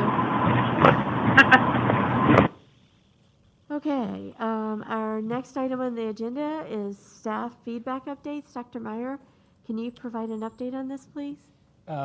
Yes. So you all should have received this email as well. I sent an email to all staff, I guess it's been a couple of weeks ago now, asking for feedback. But also included in that all the different tasks that are required by our state and federal government. And sometimes I don't think folks realize that the number of things that are generated just through state law that teachers have to do on a daily basis. It is just a ton. That's a job in itself, just what's being required. But the reason we did this is to also get valuable feedback from our staff as to what we can do to help, what we can do to relieve that, to take some of that off of our folks. And the responses were very thoughtful and very, very helpful, actually. We were able to list some things in categories based on the response. So far, mostly all that's been done is the categorizing of the different thoughts. One was lesson planning, mostly at the elementary school. This is something that we jumped on real quick. I thought it was really important that we get on this really quick because it's something we could do immediately. And we have lessened the lesson planning load for our elementary teachers in English language arts. Pretty much we were doing some work already with our instructional teams, creating a roadmap and outline for the new benchmark series. And what I'd heard a lot from teachers was they were simply copying it over into a lesson plan. Well, what we're doing now is that is becoming the lesson plan. And our coaches and our teams are working on creating mastery objectives and criteria for success, all the components of the lesson plan. So basically, teacher gets it, they have the plan, they still have to plan their own activities in their class, but it's one less thing they have to do in terms of writing something up, and it should save a lot of time. We also eliminated some other pieces in that program, not in the program, but in actually what teachers were being asked to do. And I've received a lot of positive feedbacks from what we've sent out, and I mean a lot. And so I feel really good about that. Elementary teachers' jobs are really hard when it comes to planning because they teach so many lessons in one day. And so hopefully we've helped out some there. Other themes, time is huge, meetings, staffing, pay, and some miscellaneous things. We're going to continue to work. We've already let our principals look at these lists, and they've given us some ideas. We're going to keep working through it and see what we can do. There's some individual miscellaneous things that are in there that sort of go, wow, why didn't we think of that kind of a thing? And so some things we can do to help employees that I'm excited about. But we need some more time to look through it and to come up with some answers. And we're going to be giving this to different committees like the secondary and elementary advisory committees and seeing what they can come up with to help to lessen the load for our teachers, because we definitely need to figure something out. But I think the lesson planning piece for elementary is going to be a tremendous help. I'll bring I'll update you on this in December and give you the thoughts as to how we're moving forward. But we really are trying to listen to our teachers and trying to make some adjustments to help them in their daily role. Because it's hard now. It's real hard. And so we're trying to work hard to help them. And definitely, we don't want us to be in the way of teaching. We don't want our central office folks to be giving mandates that are creating hardships for our teachers. And we're evaluating and making sure that we don't do that. And this lesson planning piece, I think we did some of that. And that's I think that's important for us to acknowledge. So that is... that's about it there. Did I hit everything? Okay, we'll get back to you in December. I would say the one other piece is we have also asked administrators, our building principals, how we can support them as well, and other things that we can do to make it easier for them as well. They're extremely overwhelmed. And we've eliminated. We had several required walkthroughs for evaluation. We're actually eliminating some of the walkthroughs for our administrators to help them out too. Not the formal observations that are required by the state, but some of the walkthrough observations as well. So they were pleased with that. Okay. Great, thank you so much. All right, our next item on the agenda is updates to policy 7-1.5. The revisions to the policy for the treatment of students who are transgender reflect adjustments requested by the school board in October. This is the first reading of this policy. It will be brought back on December 7th for approval. So as you can see here, we added for you the wording that was requested by the board. And I'm trying to find the exact page so I can read it exactly to you. There you go. So previously, as a reminder, the process in the policy outline stated that as soon as a staff member became aware, then they would begin that process and take the student to the guidance counselor. And so this is the revision that was requested by the board, which says that once a student asserts that they wish to begin asserting a gender identity that differs from the school records, they will notify the student of the process to seek accommodations, which include parent and school counselor notification, and ask the student if they would like to proceed. If the student confirms they want to proceed, then they will move forward with that process. If they do not, then they would not, change what they are calling that student or move forward in any way. Any questions for Ms. So I'm going to suggest, I don't know if this is a question, it could be a question, I guess. I'm going to suggest a change, and maybe you can tell me if there's something wrong with this. But in this process, a student would alert a staff member. That staff member would be responsible for giving them the information on the process. I think if it was up to me, I would prefer to see the students talk to their counselors about that kind of a thing, and to be able to talk freely to the counselor and let the counselor assess things and give them, the process update.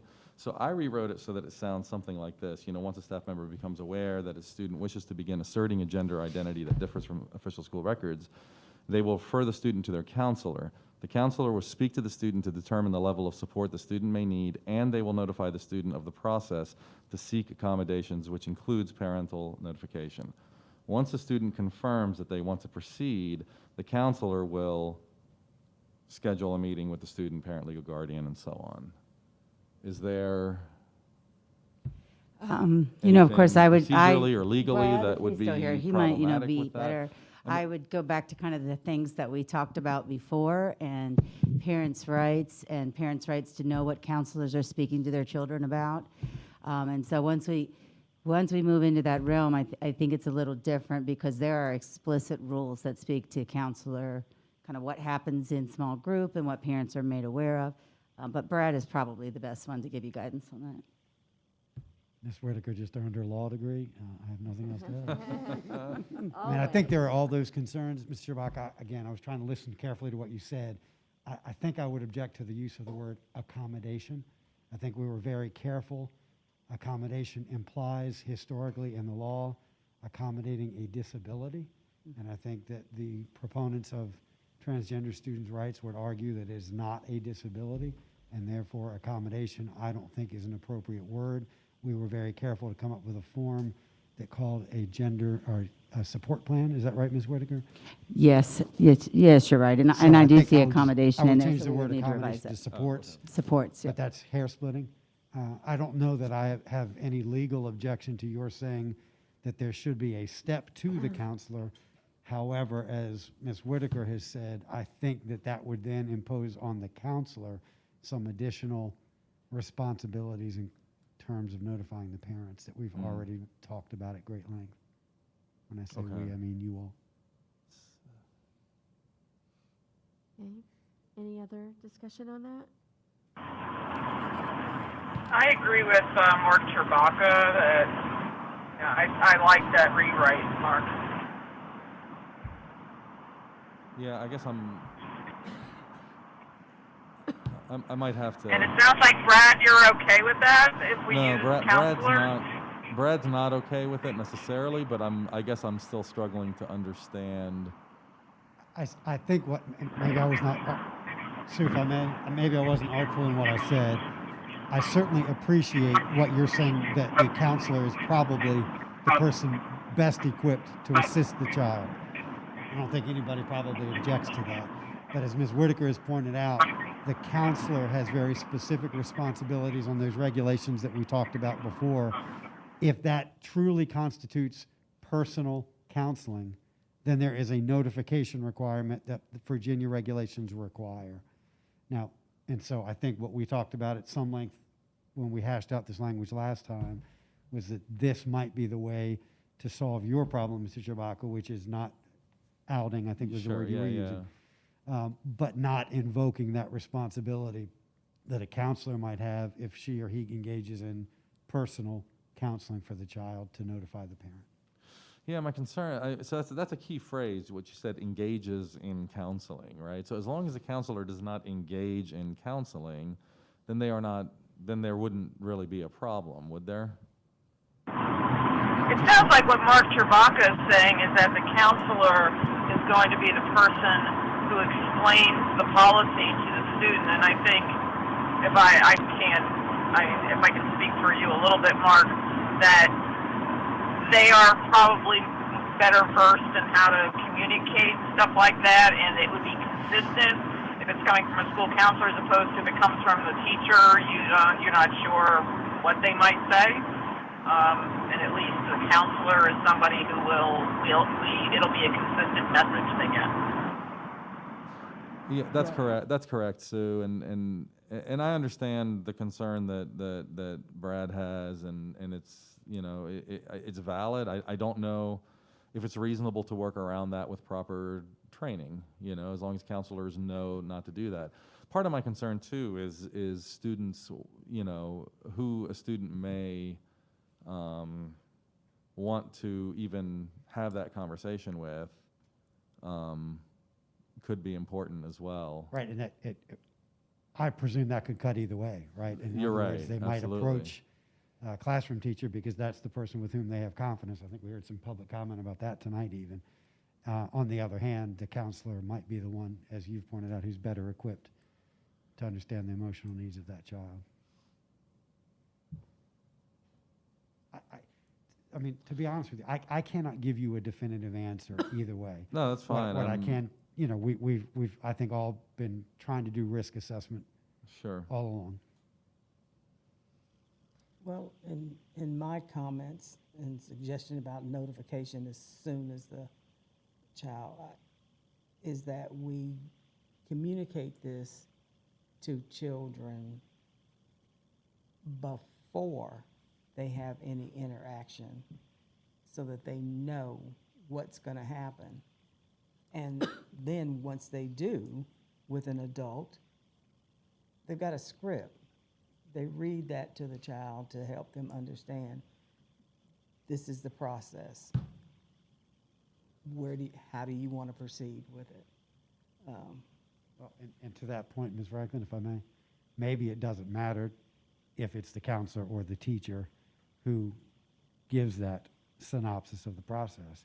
I think the concern is now you've got two adults in the building who've been made aware, and maybe the student doesn't want more than one to know at this point before they think through it. I just don't know the right answer to any of these questions.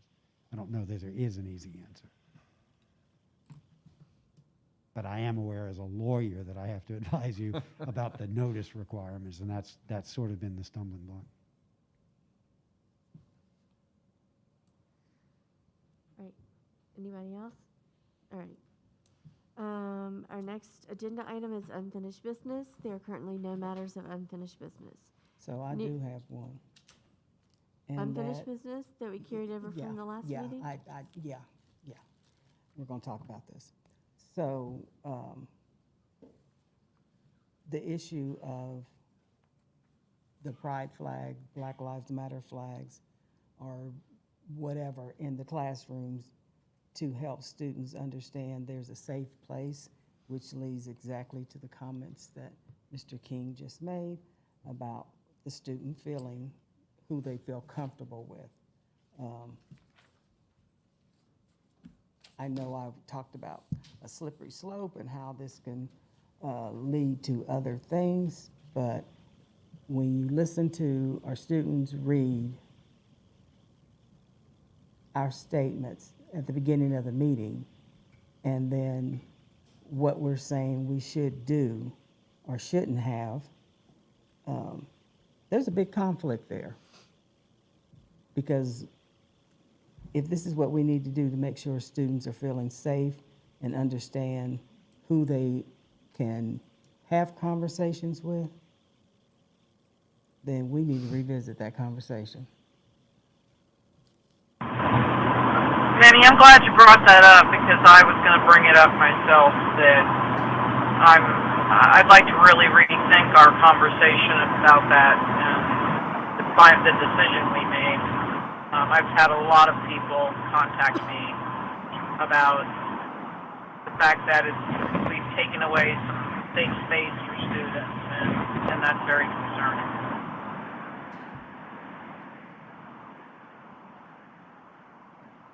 Yeah, I would also agree that we need to revisit that. So And would the board because- like to put that on an agenda for, I've got another comment. Because one of the things that helped me understand this a little deeper was just my everyday life and thinking, wait a minute. Every day in every situation that I go into, I think about who I'm going to be speaking to and what their reaction will be to me as a Black woman, how safe I will be walking into a situation, and is that a safe place for me to be in because I'm a Black woman? And not having anything that's going to show me that I might not feel safe, except, quite frankly, a Confederate flag flying or some other hate image that I deem unsafe for me as a Black woman. Make life much easier, and I would feel much more secure in everyday life knowing what I'm walking into and who I'm going to be talking to as a Black woman. So I can just imagine a child having to go through that situation with their sexual identity, which has no color. So you're just walking in and people are going to assume, and you don't know whether it's going to be safe or not.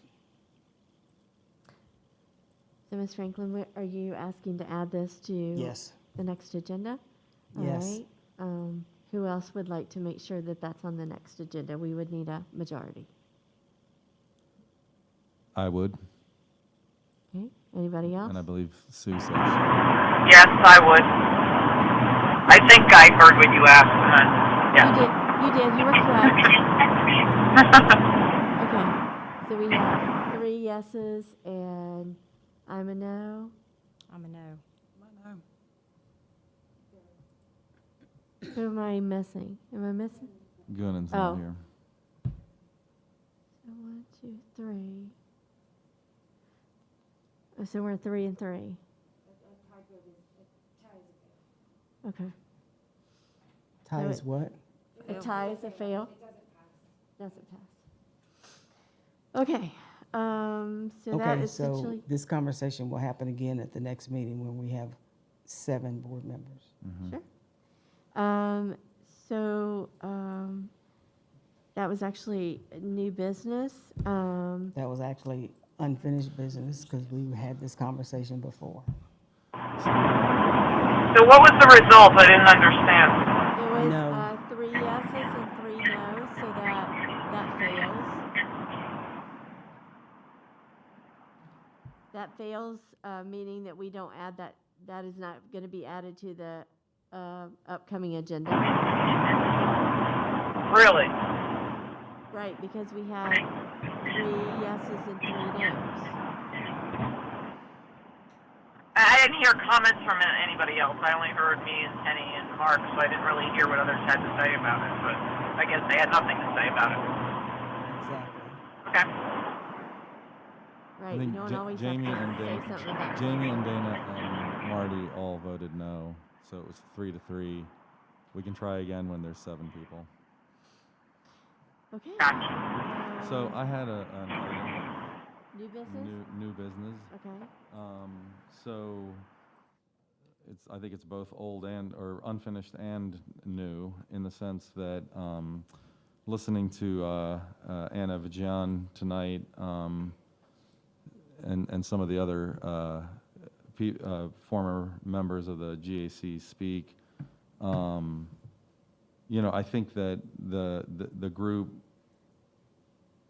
is trying to square their duties with maybe conflicting things that they were seeing or being told or whatever. I think that we find ourselves in the position that we were in tonight because we're supposed to be faithfully carrying out our fiduciary duty of accountability, and I think sometimes we carry out different roles than that. So, I can't speak for the whole board, but I'll speak for myself and say thank you to Anna for her past and present service, and also to Ed and to Sophia. The persistence to understand and do the right thing is admirable no matter what, and I think it should be applauded. I, for one, will be reading the full comments, and I will consider the requests that were made by several people speaking tonight, and I hope that the rest of the board will also do the same, because I think it is our job and our duty. In the new business, Mr. Chewbacca, were I you think that wanting is to the- add something to the agenda? Not yet, but I think that as a board, we should consider the those were just all requests. opinions, those weren't a topic I- that you're trying to No, add I to the. don't know if they were opinions. I think they had documentation. So it wasn't opinions. I'm sorry, it was not related to adding an item to the agenda, that's what I was trying to say. I think we may need to add an item to the future agenda, and in order to do that, I think the entire board kind of needs to do their homework on this one.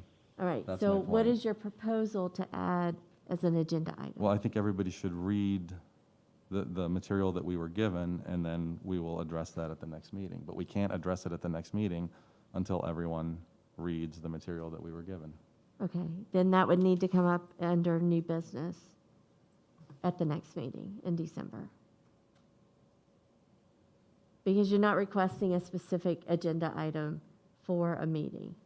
And then, since there's no agenda item, the majority of the board Fine. can't say yes or no, have that on there. That's fine. I mean, you're splitting hairs over new business and unfinished business, and this is what I talked about at the beginning of the meeting when we were changing the agenda. This is why, in my opinion, it's important for us to have the board reports, because if you're going to run the meetings this way, then the board reports is the only time that we can do that. I'm not So, trying to I'm run the sorry, meetings but- any specific way.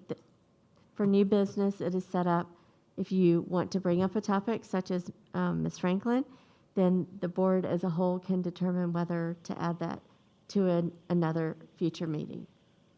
And that's what the board decided that we would do, so. And again, it hog ties this board. And from the normal business of, okay, let's talk about this at the next meeting. Exactly. Versus, okay, we got to wait because nobody brought that up. If it's something that has been, as in the past, brought up at any time during any meeting, it should be considered old business or unfinished business to be able to have that conversation about it and ask that it be put back on the agenda or whatever. If it's new business, something that has not been heard before, that's new business. So again, are you asking for an agenda item today? Not at this time. Okay, thank you. All right, any announcements and Oh, information? wait a minute. I have something I do want to put on new business. I'm sorry. Oh, sorry. Okay. I would like, and if it's a consensus of the board, to re-examine how we do public address, because a lot of what happened at some of our last meetings, and I know that's something we all voted on. I think Penny might not have voted for it. I'm not sure. I think she said she didn't. But I think she was the wisest because I don't think it worked by doing the hour, because we voted on something and we didn't even get to hear half of the people that came to speak. And we continually talk about people coming to speak, or I do. I encourage constituents to come and speak. And there was no point in them even staying around to speak at the end of the meeting because the vote was already taken. And, you know, so I just think we need to re-examine that. I mean, we tried it, and personally, I don't think it worked. So. Hey, Jamie, I'm having trouble hearing you. So you're saying that, I don't know what happened tonight since I wasn't there. Did not everybody get to speak? Is that what happened? No, I'm talking about past meetings. We've had a couple that, we've had a lot of parents come out and speak on different topics. I'm just going to use masks for an example. And, if whether we were voting on it, if someone came out to speak and our hour was up, then they would have to speak at the end of the meeting because we were to go and to conduct the meeting. Right. Well, if you remember back when we were back, I think it was at Christiansburg High School, that happened, and I brought up that I thought we should be allowing people to speak if they were going to come to a meeting and speak, and everybody said no. You guys didn't agree with me. Not everybody. I agree with Well, you, but several people didn't agree, and so basically, my proposal was nixed. So now you're basically saying you changed your mind on that? Okay, and I did say we tried it, but we voted on that to be our working procedure. Now, I said I voted yes on that to work. I believe you did too. And so I don't think in a meeting we could all of a sudden change how we do business when we've already voted to do it a certain way. But we tried it, and since I voted yes, that allows me to bring it back up from what I understand. So I'm bringing it back up, kind of saying, yeah, I don't think that worked very well, so maybe we need to re-examine it. You're exactly right. But I don't think in a meeting we can just all of a sudden change what we voted to do. Because that's kind of what happens, and we can't do that. So can I sum this up? You're talking about where when we get to the 30-minute mark, we vote to extend 30 more minutes. 30 more minutes, and then if there are more people past that, then they have to be at Wait till the end of the meeting. Well, I Right. think we had 15 or 20 people that didn't get to speak. Right. And whoever happens to get all of the slots for that hour Yeah. are the only that's the only part of the community that we're hearing from. Right. And I think that's unfair. Right. So again, the board made this decision I agree. that because our meetings were going so long at night, we were not having the mental capacity to make decisions if we let everybody who's out there speak I hear you. before we get to board business. And I agree, but it's 11 o'clock, and we didn't have that many people speak, and we're still at 11 o'clock. So it's not, every meeting has gone to 11 o'clock at midnight, so it didn't fix the problem. Right. So if we're going to be here, I just as soon hear from the constituents, from the community, on what they feel is strong Okay. to be heard from. So we need a majority of the board to put that on as Yes. an agenda item in a future Yes. meeting. I'm good to add it. Okay? I'm certainly willing to have that discussion again. I mean, I think if we're going to change it, it'd be a policy change, wouldn't it? So we wouldn't be voting on it at the next meeting. No. Yeah, so would just be I'm a always fine discussion. to discuss. All right. So that. I'm good with talking about it, considering I basically said it in the past, so. Okay. So that will be an agenda item for the next meeting. All right. Any announcements and information? Yes, I have one. This is just a reminder to the board that the VSBA Delegate Assembly is going to be Monday, November 15th, which is going to be a little bit different this year. It was Zoom last year as well, but this is going to be aside from the actual in-person conference because the whole conference was not going on at all, so they just had the delegate assembly. So instead of having this at the conference, we are actually doing it the day before. So I just wanted to remind the board members, if you haven't had a chance, to please look over and review the proposed legislative amendments. I think they're trying to do it in a bundle this year. It's just 9, so it won't take too long. And I do believe, if I'm correct, Ms. Drake, I think you may have sent out an electronic copy to the board members. So that way, as the delegate, I was just asked to make sure that all board members reviewed it, and if there was any items to discuss or that you wanted to feel like you had a way of to vote or not to vote, that the chair would need to be notified before that assembly, and I guess there would need to be board discussion, so I could do what I needed to do at the assembly to do what the board's desires and needs were. Okay, anybody else? So I just need to make a clarification about a comment earlier. So when I was talking about folks telling teachers to suck it up and they needed to do the job, that's what they got hired for, we got dozens and dozens of emails from folks saying those exact words as we got to the end of the school year and got ready to go into this school year. That's what people were saying about teachers after, in the beginning, saying, wow, this is what they do, you know, yeah. The next item on our agenda is our upcoming meetings. Our next meeting is on December 7th.